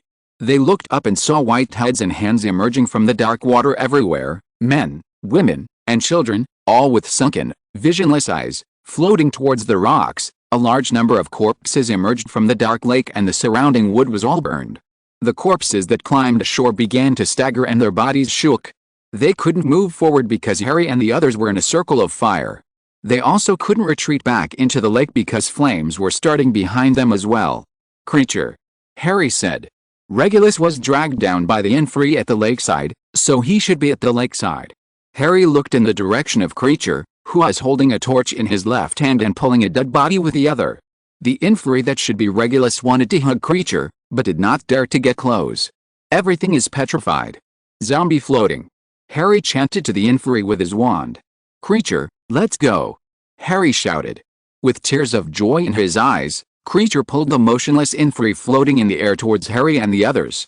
Then there was the familiar squeezing feeling. The next second, they appeared in the boiler room again. Master Regulus. You're home. Creature, took you home. Creature took out a towel that had been prepared long ago and wiped it carefully. Harry and the others now had a chance to look at Regulus. Perhaps because he is a wizard, unlike other Inferi, his appearance is relatively complete, unlike other Inferi with hollow and sunken eyes. Apart from the marks of friction from the rocks and the pale skin, he is almost indistinguishable from a living person. He has the same black hair as Sirius. Although he is not as handsome as his brother, he is also handsome. Harry, did we succeed like this? Draco asked in disbelief. Yes, now we just need to call Sirius. Harry agreed. Chapter 267 Regretful Sirius. It really is that simple. A little fire, wood, and a few spells that you might not learn until your second or third year solved Voldemort's magical trap. Although this is actually not that simple, the reason why it is so easy is only because of Creature, a bug that can go directly to the heart of the magic trap. But one thing that bothered Harry was that Ron was becoming even more inflated. His chin. Zombies? They stink, and dead bodies ooze pus, not to mention the ghouls. They won't stink, but they'll become uglier. If that's the case, we might as well bury it, Draco complained. Master Regulus cannot be buried. Master Regulus is still alive. He can move. Creature's bat ears covered with white hair trembled slightly, and he screamed immediately. Regulus. Creature, do you have anything else of my brother hidden here? I won't throw these things away. I order you to put them back in his room. Sirius's lazy voice came from outside the boiler room. Harry, you guys are here too. It's almost time for dinner, said Lupin. Then there was the sound of two people's footsteps slowly approaching. Crunch! The door was opened. How come it's so clean, Regulus? You're still alive. Where have you been all these years? Sirius rushed in and hugged Regulus' body. Creature next to him wanted to push Sirius away, but he couldn't move because he was his master. He was so anxious that he almost cried. Regulus's temperatureless body made Sirius understand something. Sirius trembled slightly and was silent for a long time. Creature. How is this going? Creature refused with his neck stiff. For some reason, Sirius didn't get angry. He kept stroking Regulus' body with his trembling hands, as if he was thinking about something. More like regret. Perhaps the Daily Prophet is right. I thought I could sacrifice everything for justice. But now I realize that I'm the same as Peter, I just haven't realized it yet. Sirius said hoarsely. As a descendant of the Black family, an ancient clan proficient in the dark arts, he recognized Regulus' current state at a glance. He was an inferi eat and hate all living beings because of their intact bodies and no odor. They are more popular than zombies and ghouls as servants by dark wizards. In Sirius's opinion, this might be Voldemort's punishment on the Black family because he joined the Order of the Phoenix at this moment. Even Ron knew that he shouldn't show a happy expression anymore. He looked at Harry and Draco, indicating with his eyes who would tell the story of their adventures. Sirius, this is what happened.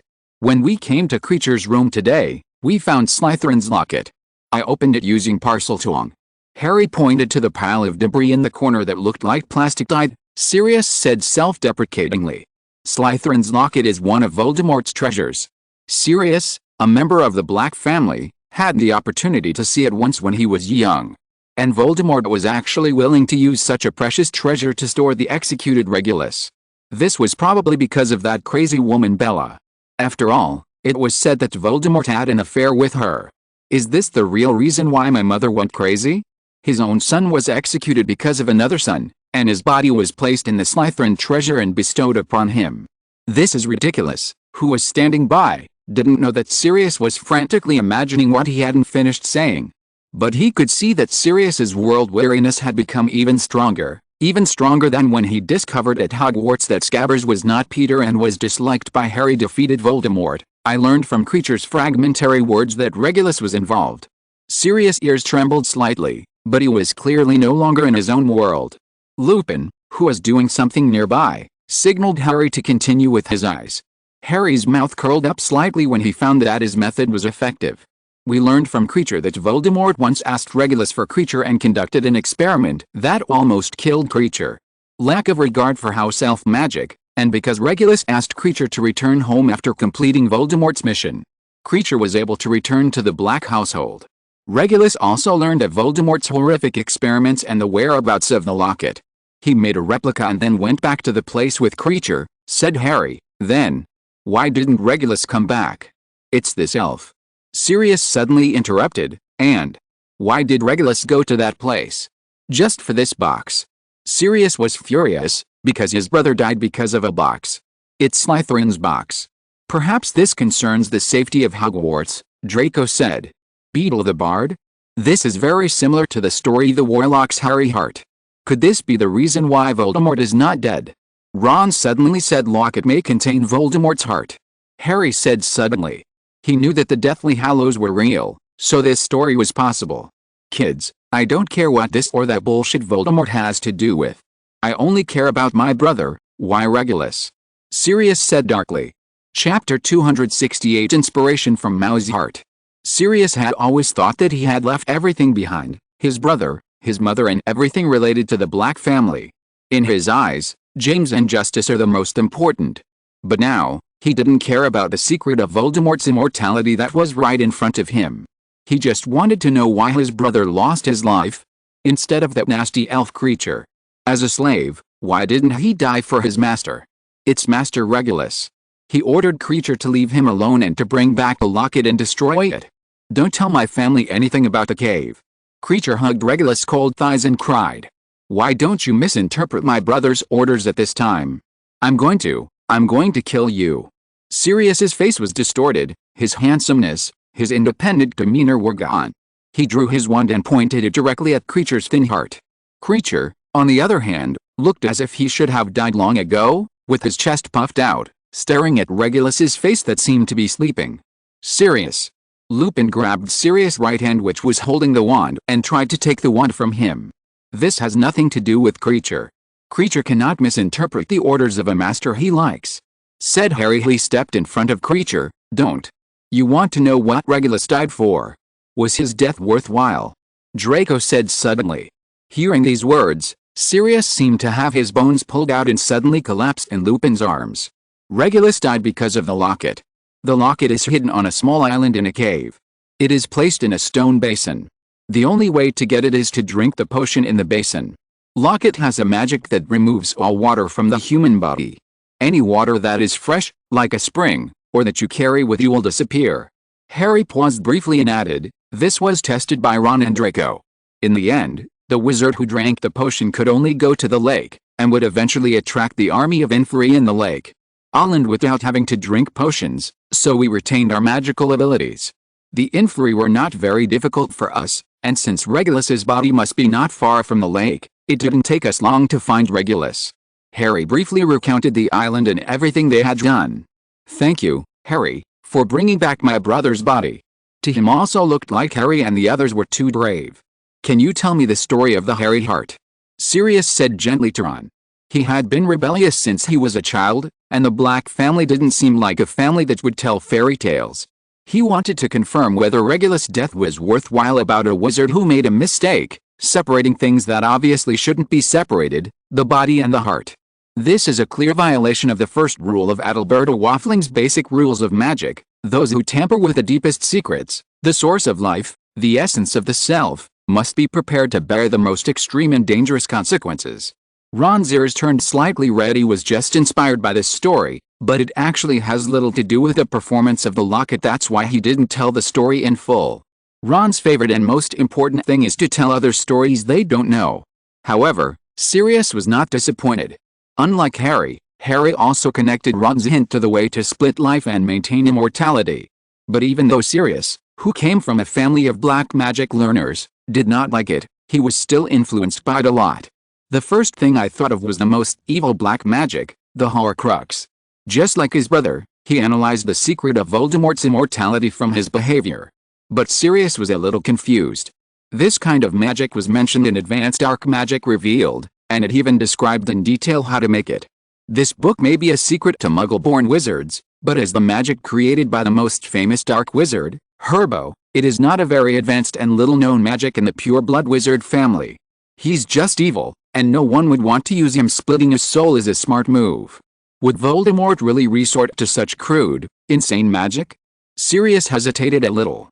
He was worried that he might be wrong. What Sirius had no idea about was that all of Voldemort's knowledge came from Hogwarts. He is not as knowledgeable as others think. I have boldly and ignorantly created multiple Horcruxes. The reason why he is so powerful is only because of his firm belief that magic is everything and his ability to transform his own magic. Ron, your story is very useful. Sirius was silent for a long time, and then he gave his brother who was struggling in his arms a petrification spell. Sirius, what are you going to do with Regulus? Lupin asked after a moment's hesitation. Remus, you haven't forgotten my last name. I am a member of the Black family, a dark wizard family. The Inferi are the most common servants used by dark wizards. I only need to look up the relevant notes of any of my ancestors and I can easily become his master. Black family has no shortage of his galleons. Sirius said with pretended strength. Said Ron. Although Sirius's gold galleons had nothing to do with him, he still felt sorry for him and found a solution for Sirius. What are you doing? Harry looked at the fragments of the locket. I just think that I need to talk to Dumbledore about this prop of Voldemort. I have something to confirm. Regulus' death must be valuable. Sirius sighed. Chapter 269 The True Whereabouts of the Locket. No one except Ryan knew what happened at the moment Harry destroyed the locket. At that moment, as Harry's holy magic collided with the dark, chaotic magic of the Horcrux, a long white hand grasped the locket. And, in the next second, an identical locket appeared in the boiler room of the Black family's house. Even from Harry's own perspective, he thought that the locket had been purified by him. That was 3 hours ago, Nottingham Forest, the Smith family's castle. You'll regret this. A hissing voice came from Ryan's hand. I'm still alive. The great Dark Lord is still alive. The locket was opened, and the eyes behind the two small glass windows were filled with a sense of surviving a disaster. Hey, are you Voldemort? This voice suddenly awakened the Horcrux from the joy of surviving the disaster. He turned his eyes and looked in the direction where the voice came from. It was a short witch. He breathed a sigh of relief. However, her eyes are silver and kind of nice. The relief magical power of this little witch may not be at the level that she should have at her age, but it is only at the level of a student. As for why he escaped, this may be related to an area that has not yet been explored in the current magical world. After all, the little devil named Harry Potter is also his Horcrux, and an unprecedented living Horcrux. The collision of two mutually repulsive yet homologous magical powers might result in this kind of sudden reappearance. As for why he couldn't read the little devil girl's mind like he could read Weasley and Malfoy, it was most likely the aftermath of the incident that had just occurred. And just now he accidentally called himself the Dark Lord, and the memory of Voldemort he heard from the little girl was as if it had never existed and had never happened. Hello, my name is Tom, and you are? Said the Horcrux. My name is Kate, and what are you? Said the little girl. I'm not a thing, I mean I'm a memory, the Horcrux said with suppressed anger. Oh, so that's how you got here? This is my home. The little girl asked curiously. Because there are always people who don't want others to know the secrets in this box. I was exiled during a fight using a magic similar to apparition, the Horcrux said in a seductive voice. He believed that under the magic of his language, the little girl would be unable to resist approaching him, and would eventually open up to him and succumb to him. He easily stole the heart of Ravenclaw's daughter, the 1,000-year-old ghost. Let this little alone girl. He only needs to absorb the life of this little girl, gain form, and finally replace the main body to become the only Dark Lord. What secret? The little girl's big silver eyes were full of curiosity. Maybe I can absorb the lives of other people later. This little kid is quite cute. The Horcrux, who felt he had everything under control, thought so. Changing someone else to smoke. Come here and hold this locket. I will show you. Said the Horcrux. Okay, Kai is having fun. A voice suddenly sounded. It was a boundless and bottomless magical energy refused. It seemed that he would collapse with just one look. How can it be? The Horcrux of the greatest wizard in the world today would be afraid of a wizard who doesn't sound that great. Impossible. Absolutely impossible. Is this the food that can make Jerry grow up? The little girl said innocently. Yes. Kate, said the owner of the energy voice. Hello, I am Voldemort's Horcrux. You are. That Jerry is some magical creature. I think nothing is as important as my knowledge. As long as you let me go, I will tell you everything I know. The Horcrux said flatteringly. As Voldemort's Horcrux, he also inherited Voldemort's fear of death. Faced with such a powerful wizard like Ryan, he didn't dare to risk his own life to demonstrate the dignity of the Dark Lord sounded. However, the Horcrux felt the threat of death from this sound, as if he had encountered his natural enemy. He looked towards the direction where the cat's cry came from and saw a kitten the size of a palm. It is a flame that consumes everything. This is definitely not life that can be born naturally. Speak any more, was getting closer and closer, and what finally appeared in his eyes was a tongue full of beards. From Ryan and Kate's perspective, the kitten Jerry approached the locket and licked it, and the eyes in the two glass windows in the locket disappeared. Jerry the kitten had grown a little bigger. He meowed contentedly and rubbed his head against Ryan's calf. Ryan, is this Voldemort? Why don't you keep him and play with him? Kate said disappointedly. What do you think Voldemort is? Ryan picked up Jerry and laid him in midair, as if there was an invisible sofa behind him. The most dangerous and terrifying dark wizard in the 19th century, no, in history. Kate said. What about Grindelwald? Ryan said dissatisfiedly. He felt that Voldemort, the part of whose soul that held the locket, had died too easily. Is Grindelwald a dark wizard? He just failed. Kate looked puzzled. Okay, but Kate, you should be able to see from Voldemort's behavior of creating Horcruxes how ignorant, bold, and afraid of death he is. Especially since he actually made more than one Horcrux. Tear your soul to pieces, Ryan said sarcastically. As a descendant of the god of death, Tom Riddle was born to be the royal family of the afterlife. Although the world after death is said to be equal, there are classes wherever there are people. Tom, whose surname is Gaunt, the first descendant of the god of death, is actually afraid of death. And Tom also had the right of inheritance at the beginning, although in Ryan's thinking, Potter, the direct descendant of the second generation of the god of death, had the best chance. In Ryan's thinking, the afterlife relies on will and soul stay in the world, but Tom Riddle cut off one of his feet in the afterlife when he was alive, his soul. How ignorant he was. He would understand it when he died.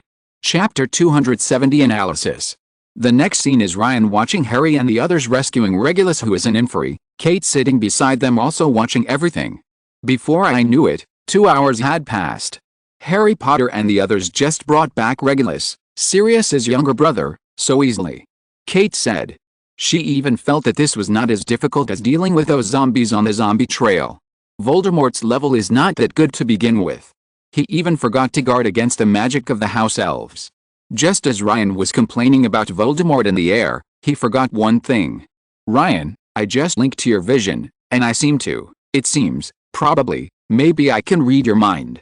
Kate, whose brown eyes had returned to normal, said with a smile. Reading minds? Is that true? I think this should be the distortion caused by the combination of my power and your power. This may be related to the areas that the current magic world has not yet explored. Ryan looked confused. Oh, even if you can read, when we were in the vampire castle in Romania 3 years ago, I remember you spent a lot of time reading Penelope's letter. I just remembered that Furin was in Penelope's photo. Kate puffed her cheeks. Ryan woke up his throat and said, Furin? Do I know her? Furin and I are pen pals too. She once praised you and said you were a gentleman. Kate pressed on. She had always felt that there was something between Ryan and Fleur, and she could understand why Ryan was handsome, perhaps because she had seen his photo. But if we talk about gentlemen, I have definitely come into contact with him. I went to France to study alchemy. Ryan looked like he had just remembered it. But Penelope and you went to the wizard village around the Pyrenees in southern France, and Fleur's home is in Paris. Kate wrinkled her nose. Show your talent as a woman, looking for details and digging up old things. Isn't Fleur a student of Beauxbatons? Beauxbatons is in the Pyrenees. Their principal, Ms. Olivia Maxime, about her sister Gabrielle's admission to school. You know, she's a mixed-race girl, so it's a little difficult for them to enroll in school. Ryan's eyes seemed to be flashing with memories, although I don't know when Gabrielle's birthday is. She is at least 5 years old now, and at most 6 years old. Wrong. Kate looked like she was too stupid and remembered it wrong. You remembered correctly. Gabrielle is very attached to her sister and wants to go to school early to accompany her. Ryan said with empty eyes. It's Fleur's father's birthday soon. I think a pair of height-enhancing boots would be perfect, Kate said casually. Yeah, I think so. Ryan nodded, and Kate beside him showed a look of a fish being hooked. But the next second, Ryan looked confused. But why do you need height-enhancing boots? Is Mr. Delacour very short? Okay, I'll just pretend you don't know. Kate said with a straight face. She really pretended not to know that Ryan was meeting Furin in Paris and also met her family. By this was what she complained about the most. Ryan hadn't even met her and Penelope's family yet. By the way, you almost made me forget about today's test. The first question is, what magic traps are there in Voldemort's cave? Ryan suddenly realized. He asked why Kate was deliberately making trouble today, when normally this should be Penelope's job. The reason why he asked Kate to connect to his vision was to use the place where Voldemort hid the chance. Horcrux as the topic. As for the images of Harry and the others in there, they were just for entertainment. I forgot. How about next time? Kate said with empty eyes. You should have seen all the scenes from the moment Harry and his crew destroyed the Horcruxes to the moment they recovered Regulus as an inferi, Ryan suggested. With Kate's level and the help of Ryan's magic vision, she should be able to analyze the effects of those magic traps clearly. Even though the focus was on Harry and his friend's adventure, their conversation gave everything away. Okay, let me think about it. I will divide the cave into 4 parts for now: the entrance, the lake, the island, and the stone basin. First, its entrance is physically difficult to enter. If you don't use magic, Entering this cave requires very skilled rock climbing skills because the boat can't get close to the cliff. Secondly, from a magical perspective, let me recall, it seems to be transfiguration? When I looked at it, it seemed that the cave entrance required blood to appear. I understand. The difficulty of that cave is that it is difficult to find, and once it is found, people have to sacrifice their blood. Kate said intermittently, yes, and then what? Ryan said sternly, attempt to grab the locket will cause the inferi to become agitated. And the only way to cross that lake is by taking that invisible boat. Kate thought for a moment and said, oh, why? A flying broomstick won't work. Ryan asked. Kate clenched her fists. That lake is filled with a lot of dark, gloomy magic.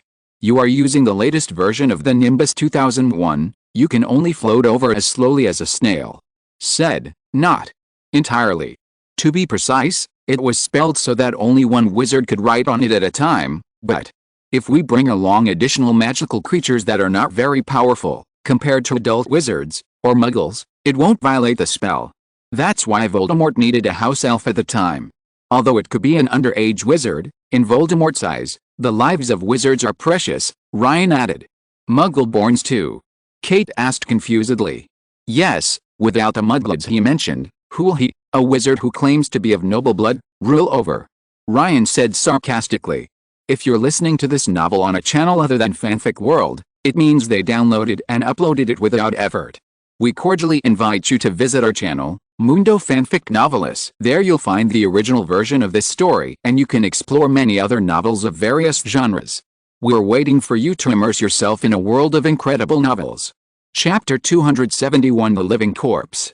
Then there's no need to talk about the third and fourth, which are the island and the stone basin. Harry and the others' conversation has already explained it all. Kate suddenly interrupted when Ryan mocked Voldemort again. Okay, then the second question, is Regulus dead or alive? Ryan raised his lips slightly and took out the final question of the day. Isn't he an inferi? He has stopped breathing. Kate said with a sad face she had a feeling that she would not be able to answer this question. Then I'll put it even simpler. Why is Regulus different from other inferi? Ryan laughed. He is a wizard. And it was infected by the magical power of the large number of accumulated yin corpses. Kate gasped. This question is really difficult for me. Even if I have your magical vision, this knowledge point is beyond my scope of knowledge. I would even say that no wizard was involved. Kate said with a blushing face she felt that Ryan was just taking revenge on her. You guessed it. Ryan said with a wicked then this question doesn't count, I guess I got it right. Penelope is busy again this summer, I'm going to travel. You don't intend to fail to honor the reward for this question, traveling with me. Kate said with her claws bared. This question is very simple. Did you notice? What was his first reaction when Creature pulled Regulus? Ryan looked around and talked about other things. Hold Creature. He's still alive. How could this be? Kate pinched Ryan's thigh to make sure she was not dreaming. These are my legs. Ryan frowned and Kate whistled. He is indeed alive. To be precise, I changed my race.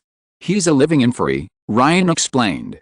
As for why the original world line was not discovered, it was probably burned to death by Dumbledore. Inferi are mostly created by torturing and transforming living muggles using magic. They were filled with pain and fear before they died. Their souls are trapped in their bodies that have been refined by black magic and will never decay. They will never be able to reincarnate. Ryan sighed. Then why is Regulus different? Kate asked confused. Regulus is a wizard. A wizard cannot turn another wizard into an inferi, because, no matter how powerful a wizard is, in fact, there is not much difference between them and ordinary wizards in terms of magical power. They are just superior in quality. And wizards are the embodiment of miracles. Their anger, joy, fear, and even all their emotions will bring different powers. If a wizard were to be refined, all that pain and fear would turn into curse. The curse will be directed at the wizard who created the cursed unlucky ones. This will affect the wizard's magical ability and even the magic ritual. As for Regulus, he became an inferi after drowning and being infected by the largest inferi lake in history. From the magic of his death mixed with life, it can be seen that he did not die because of negative emotions such as fear and pain. On the contrary, he may have taken with him the longing for his family and the pride of being a martyr. Creature took away the joy of defeating Voldemort's key Horcrux. Plus, he also carries a magic wand, which allows the wizard to control magic like instinct, and the wand itself has spirituality. The wizard's identity, his emotions before death, and the existence of the magic wand make him a magical creature similar to a vampire. He lost his memory, but he still has some impression of creature and his brother, Ryan. This miracle is a miracle that cannot be replicated. How long can Regulus live? Even vampires just don't age, which makes muggles mistakenly believe that they are immortal. Kate asked curiously. An inferi is a soul forced into a body, with magic used to keep the body alive, Ryan said. Used to pursue immortality. Kate asked, and the African resurrected corpses are all magic that pursues immortality. Living corpses such as zombies that are considered slaves by dark wizards are just byproducts of the above methods. They and the creation of yin corpses were originally used to pursue immortality. Him in the sun without any contact with darkness, or burning him directly with fire, can destroy his body and allow his soul to enter where it should be, Ryan said sarcastically. Then we can take down that cave. Those wizards who are about to die of old age are our customers. We just need to cast a happy charm on them, then have them take their wands and drown in the lake of inferi. If they don't believe it, we can just say we'll collect the rest of the money after they're resurrected. Even if they don't remember, their children and people they know remember. The remaining balance will also be easy to collect. Kate's eyes seemed to show $ symbols. Come on, even if this deal can be successfully implemented with my ability and Smith's channels, but the state of mind before death is the most important. No matter how powerful the happiness spell is, it cannot keep a wizard in a positive mood in the pain of drowning. If it really happens as you say, let alone the balance, it would be great if we don't have to pay compensation. Ryan said speechlessly. Oh, I see. Kate lowered her head in disappointment. We can also charge a one-time fee, find some experts with profound magical knowledge to act as guarantors, and use Regulus as a signboard. Let those wizards who are about to die take the risk of failure. We just have to teach them the importance of mentality. Galleons. All of this is because of Ryan. 3 years ago, Ryan, who had rebuilt a one-to-one Smith castle, was thinking about how to make money all day long because his property had shrunk. During that time, Ryan tried every possible way to make his money back, including writing books, cheating people in Atlantis, and other methods. Kate and Penelope also saw it at the time. At that time, Kate and Penelope not only did not alienate Ryan because of his bankruptcy, but instead helped him think of ways to make money all day long. Okay, Kate, I don't lack gold galleons now. Ryan hugged Kate, who was still unwilling to give up, and whispered, oh haha, thank you classmate 20220115110332204 for the reward and monthly ticket. I am also very grateful for the subscription and recommendation from other classmates. Chapter 272, Conversation at the Table. Okay, I guess I got it right. Kate shrank her neck.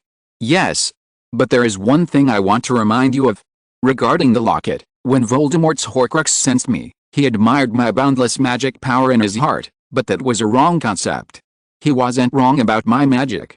It's that he, and even most wizards in the world, have made a wrong judgment about magic. Ryan emphasized, suddenly remembering that Kate had just read the mind of Voldemort's soul. The most powerful wizard in this world will not have more than 3 times the magical power of an ordinary wizard. Magic power does increase with greater knowledge, stronger will, and increased age. But this is actually not as much as the wizard himself imagined. The feeling of 10 or 20 times growth is just an illusion. But in fact it's just a breakthrough in your control over magic power and its quality, Ryan said. In fact, it's not that the wizards in the magic world are incompetent. If Ryan didn't have a panel himself, he could clearly see that the magic value on it was only 49. I'm afraid he would have the same opinion as the wizards in the magical world, because when Ryan sensed the magic power in his body that had an endless recovery ability like an Ouroboros, his perception was no different from Voldemort's. Then how much magic power do I have, calculated according to your statement? Kate asked curiously.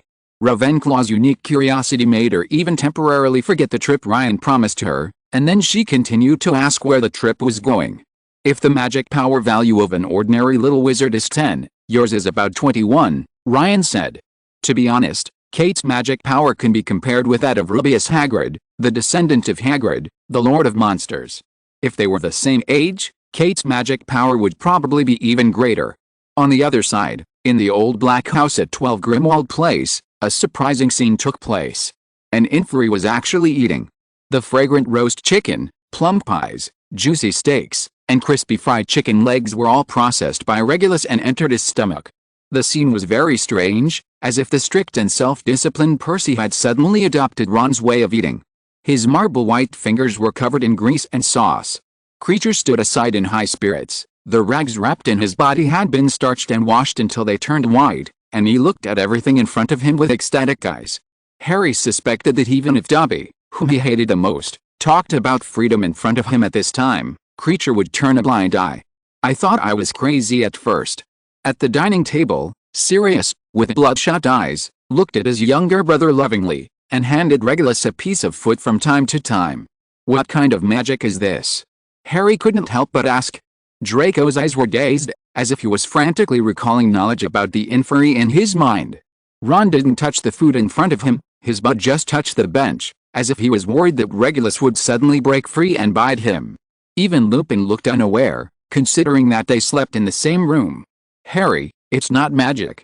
Maybe because Regulus is a wizard. In short, that elf creature was crazy. Elf creature was crazy, right? Regulus is still alive.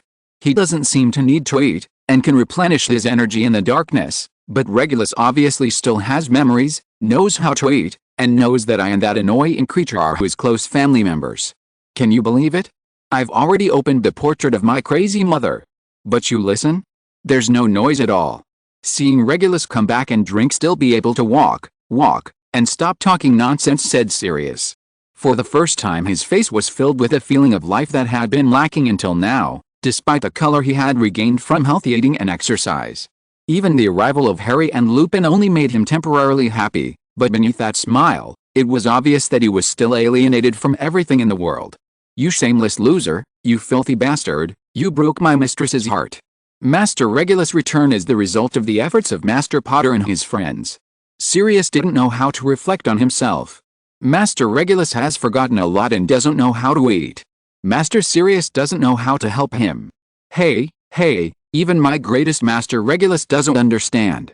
Kreacher said. But his voice combined with his words was strange. Like Harry's Uncle Vernon, gently telling Harry that he was a freak. Oh, how could I forget? Sirius was not angry. Instead, he smiled so much that his eyes almost narrowed into slits. He pulled out his wand, and the grease on Regulus's face, hands, and even collar was gone. Seeing his brother approaching, Regulus put down his food and stared at Sirius with confused eyes. Sour Snape? Ron, who was not in the mood to eat, gossiped. Harry couldn't help but prick up his ears. Friend called Snape so intimately. I came to Sirius's house and recently made a special effort to review the past issues of the Daily Prophet. I didn't have the habit of subscribing to newspapers before. After all, it's hard for someone like me to find a job. From the newspapers, the article about Sirius, and my recent correspondence with Dumbledore, because I will be your teacher next school year, the assistant teacher of defense against the dark arts. In order to get Sirius out of prison, Severus used his influence as the head of Slytherin and the master of potions to the extent that Dumbledore was unable to help. That's right, said Lupin. What? At this moment, even Sirius, who was immersed in the intimacy with his younger brother, couldn't help but return to reality. At the Black family's house, Harry and his friends, who had passively learned a lot about their past these days, were full of doubts. How could that be? Professor Snape is a good person, but he is not that bad. This is Harry, that old bat. Ron, is this really our dean? There was no doubt about it, Draco. I had the same expression as you did when I analyzed some of the truth and later learned everything from Dumbledore's letter. Lupin made a face. Kreacher, serve Regulus dinner, said Sirius. All he wanted now was to know what's not loud. No, that guy Snape was thinking. Chapter 273, The Intricate Blood Relationship. Some time ago, Harry had a much better impression of his father because of the risks and sacrifices his father had taken for Lupin, his friend. Snape, an elder who may have been an undercover agent for Dumbledore during his student days and whose childhood sweetheart was taken away by his own father, also felt less guilty. After all, his father was a good man when they were in school, and he only targeted Snape because of his mother. Sirius, but now, he actually heard such news from Lupin, that Professor Snape helped to rescue his godfather. I remember, My release from prison was also related to my annoying ancestor Phineas Nigellus Black, said Sirius. He recalled a bad time when he had just been released from prison and his ancestor had arranged a lot of blind dates for him. After all, he only drew a portrait. I'm afraid he didn't put as much effort into Sirius's release from prison as he did arranging a blind date for you. Actually, I can understand why Snape would be like this.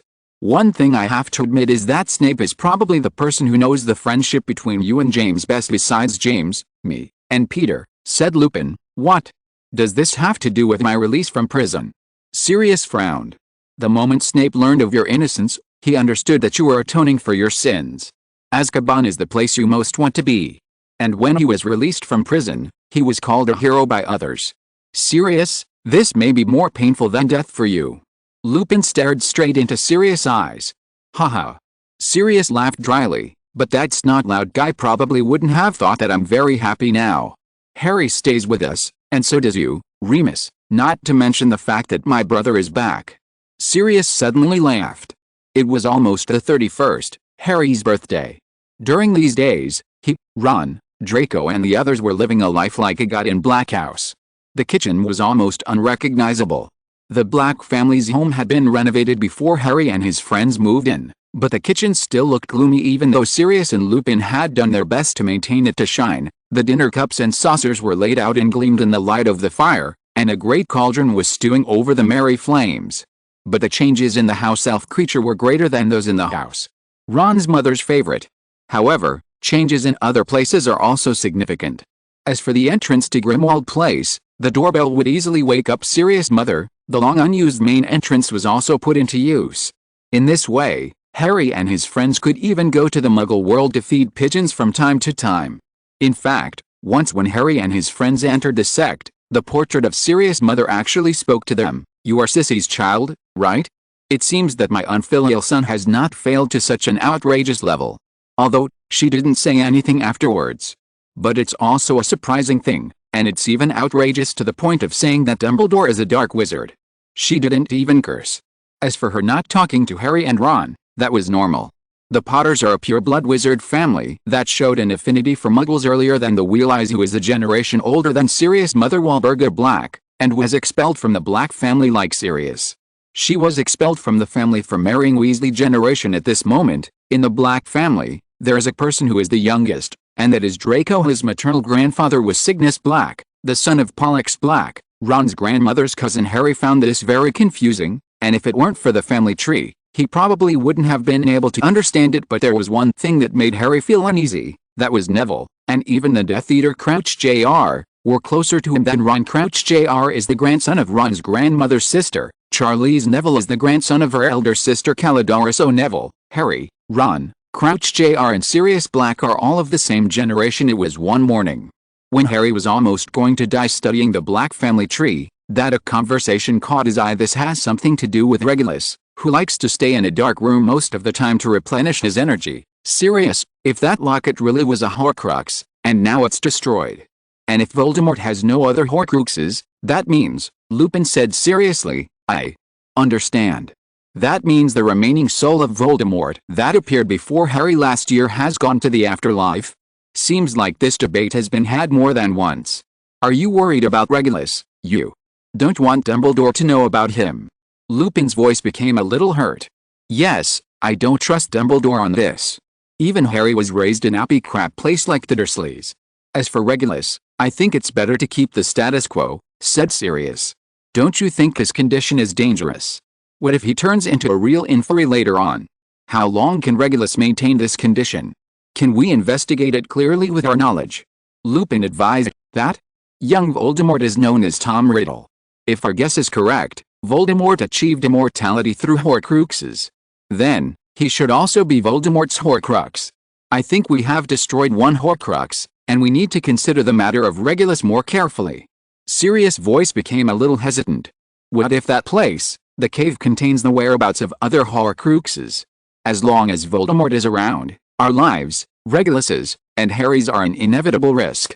I suggest that we invite Dumbledore over for Harry's birthday. Ron's grandmother is Cedrilla Black. Her cousin Dory married the Potter family's grandson Harry Walburga, the daughter of her cousin Pollux Black, and Orion, the son of her cousin Arcturus Black III, gave birth to Sirius and Regulus, her cousin Pollux Black's son Cygnus' daughter, that is, his granddaughter Narcissa married Malfoy and had Draco. Her sister Charlize married the Crouch family's grandson, Crouch Jr. Her sister Calidora married the Longbottom family's grandson Neville. After sorting it out, I only have one feeling, that is, your circle is really mess-ups. Thanks to Taishi Yumixu for the monthly ticket, and other classmates for the recommendation and subscription. Chapter 274 Nervous Harry. Harry. So Voldemort is probably dead, Ron said in surprise. The Doraemon and Dog Kingdom in his hand fell to the ground. Oh no. My book. This is the latest edition. I went to Diagon Alley and grabbed it the day before yesterday. Damn Voldemort. Ron said distressedly. In the comic book on the ground, Luke Skywalker was acting cute with Doraemon again, trying to keep the dog. Ron, didn't you hear what Harry said? According to the speculation of Lupin and Sirius, our defense against the dark arts professor next semester is very likely to be a Horcrux. Doomed. Draco said with a frown. Okay, but Luke is so pitiful that he can't even keep a puppy. Is his mother Padme really his biological mother? I wonder if Luke is an orphan like Harry and he was just adopted. Ron said. After learning that Voldemort might not be dead, he generously turned his attention to the plot of Doraemon and Dog Kingdom. Ron. I have a mom and a dad. What an orphan. Although Harry was good-tempered, he couldn't help but be angry by Ron's words. If he didn't know Ron, he would have thought Ron was mocking him. Draco said sarcastically. Oh, right. Ron didn't pay any attention to what Draco said. He looked at Harry and his ears turned red. Harry, I didn't pay attention. Come on, Ron, I know what kind of person you are. Harry waved his hand to indicate that he didn't care. Dumbledore will also come to your birthday tomorrow, Harry. Ron widened his blue eyes. You just know. Dumbledore came last time, when we were at Harry's house, said Draco. Birthday. Besides, if Dumbledore came, he wouldn't be able to have fun. Dumbledore, especially Hagrid and even Ron, kept mentioning him. Perhaps Draco's previous suspicions about Dumbledore were not groundless. Harry suddenly thought Dumbledore himself may not have guided Harry to worship him, but Dumbledore himself was too famous. How could Harry not be biased towards him? I've never celebrated my birthday before, as you all know, this is my first proper. Besides, Dumbledore, I hope Hagrid, Ryan, and everyone else in our bedroom can come to my birthday party. Oh, and your parents too. Harry said sheepishly, shyly touching the back of his head that couldn't be smoothed out. Harry, I don't think it's appropriate for my parents to eat. Draco laughed dryly. He felt that his parents would be very disappointed when they arrived here. After all, they are all Death Eaters, and all wizards in the British wizarding world know that they are on Voldemort's side. Yet, I'm afraid it's not appropriate for our family to come. Regulus is here this time, and Sirius obviously doesn't want others to know of his existence. Although we are relatives to Sirius's family, but Ron also felt that it was also a bit disrespectful to Harry that his parents couldn't attend Harry's birthday party. The next day came quickly and Harry woke up dazed from the large carved bed. To be honest, the bed was too soft and Harry felt a little weak. There were long velvet draperies covering the high windows, and a serpentine sculpture on the chandelier that made Harry want to hiss all the time. It reminded him of the pesky fact that he was a Parseltongue. In fact, from Professor Snape and Draco, we can see that Slytherin is not a house full of annoying people. At most, it is an academy composed of annoying people and nice people who look like annoying people. Parseltongue was, after all, the most notable gift of one of the founders of Hogwarts, the Muggle world. They were filled with candle ends, with solidified candle wax dripping like ice crystals. It was really strange. To be honest, after living in the wizarding world for so many days, he actually began to miss the Muggle world thread on the cuffs and collar. Harry picked it up and found a parchment slip underneath, which read, "It's your birthday today and I picked out a dress robe for you that I thought would bring out the color of your eyes even more beautifully. Your favorite Sirius A dress robe." Harry still didn't quite understand the customs of the wizarding world, but this should be something similar to a suit, used for formal occasions. As for why there was suddenly an extra piece of clothing, it must have been Creature's work. Although Creature is not as unashamed to appear in front of wizards as other elves, he still maintains the habits of house elf when doing things, doing everything in secret without being discovered by his master. That was the way with the house elves at Hogwarts, Harry thought. Put on the dress, open the carved door, And what you come into view are all kinds of flowers and plants them. Voices like a choir continue to emerge from the flowers. Happy birthday, Harry Potter. In the corridor, the black ancestors on the walls looked displeased, but perhaps due to Sirius's orders, they also showed stiff smiles at these flowers and plants. Harry looked at the clock, which was also decorated with flowers and plants. The time was 6:30. It was then that Harry realized why there was no sign of a living person in the Black family at this time. Excited about his birthday today, Harry shook his head and walked towards the living room. Chapter 275 Lockhart's Failure. About 2 hours passed. Harry, you're awake so early, how? Do you like the dress? And the decorations of the room? Said Sirius. He also came to the living room, preparing to continue arranging the birthday party, and was very surprised to see Harry. I like it very much. I almost thought I was in the herbology classroom. Harry put down the Daily Prophet in his hand. His 18th, that's good. Your Potter family has been dealing with flowers and plants for generations. I guess you will like them, even. James used to be like that. He just pretended not to be interested because he thought it was unmanly, but he changed after 5th grade. In order to get in touch with your mother, he let go of his love for these wonderful plants. After all, herbology is inseparable from potions, which is what your mother is best at? Sirius said in a nostalgic tone, and then he looked at what Harry put on the table. You know. Lockhart is a jerk. He's always trying to steal other people's stories and write them into books.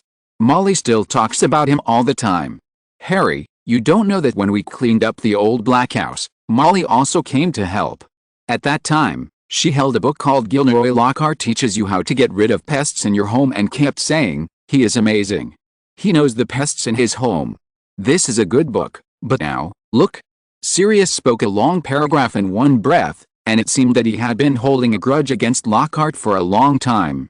Harry actually understood this very well, and if Mr. Arthur saw this report, Harry believed that even if Lucius Malfoy was in front of him, he would be happy to give him a hug. This should have something to do with you. Harry blinked shrewdly. You guessed it right, Harry. But don't tell Molly. It doesn't really have much to do with me. Gilderoy Lockhart has been a little out of fashion recently. He has hurriedly written a new book, Magic Me, in an attempt to regain his popularity. He is even preparing to apply for the position of Professor of Defense against the Dark Arts at Hogwarts. Transform, and I happen to know what kind of person Lockhart was when he was a student. As the boss, I just gave a push, and Rita Skeeter got a lot of negative information about Lockhart. Sirius said in a flat tone, but from the slightly upturned corners of his mouth, it can be seen that this decision made him very proud. What? He's going to apply for a professor position at Hogwarts. Harry picked up the Daily Prophet angrily and pointed to a page. Look, this is what he said after drinking the truth serum. If people don't think I did all those things, the book won't sell well. Readers won't want to read about an ugly old American wizard, even though he saved a village from werewolves. Pointless picture on the cover is a disaster, and he has no taste in clothes. And the witch who expelled the ghost of Wanlon, she has a cleft mouth, how dare he, with his expertly cast oblivion charm. It seems to me that Dumbledore would certainly not agree, said Harry indignantly. In his eyes, Hogwarts is his other home. How dare to apply for the position of professor? It would be better to be Voldemort. Harry, although I hate Lockhart too. But I have to remind you that according to Dumbledore, if it weren't for the existence of the young version of Voldemort, Gilderoy Lockhart might have been the new Defense Against the Dark Arts professor at Hogwarts. Sirius teased with a strange smile. How is this possible? Harry's voice even became a clip in surprise. It's the same reaction I had at the time. He would never, and would not, resort to any extra means. If there hadn't been that young Voldemort, Dumbledore would have agreed to Lockhart's application. First, he's a Ravenclaw. Even if his magical ability is not as good, his knowledge is at least rich. The second is those stories. At least those stories are true. Lockhart himself has visited and investigated those events in person. At least he can teach you some experience. Third, the most important point is the curse in the Defense Against the Dark Arts class. For like him who already has flaws, the curse will make him receive the punishment he deserves. After all, if I hadn't instigated it, Gilderoy Lockhart would have been fined by the Ministry of Magic at most when facing Rita Skeeter's someone scandals, Sirius explained. I understand now.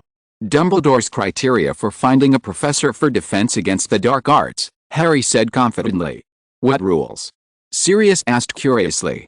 For Harry, who had the same face as James, he always felt like he was talking to James again. Just find a consumable. Perhaps you don't know, Professor Quirrell taught us defense against the dark arts last semester. Dumbledore even saved his salary. I think Dumbledore has tasted the sweetness. Once Lockhart is caught for the curse in this class, Dumbledore might be able to blackmail him for some money, said Harry seriously. Harry, Dumbledore may not be a good man in the true dark sense. He also has a dark sense side, but he wouldn't be so shameless as to do this. Sirius said half doubtfully. Sirius, you are wrong. People like them are dark wizards. How can we talk about morality with dark wizards? Harry said angrily. Dark wizards together. This is solidarity for justice. A power that dark wizards cannot learn. One-on-one challenge, the opponents challenged the four of them.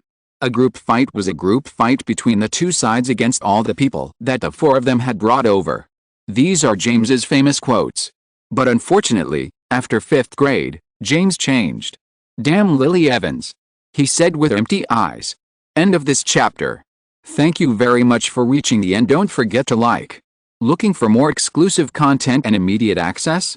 Subscribe to our Patreon. Remember, every like, subscription, or donation encourages us to continue. Thanks to everyone. See you in the next video.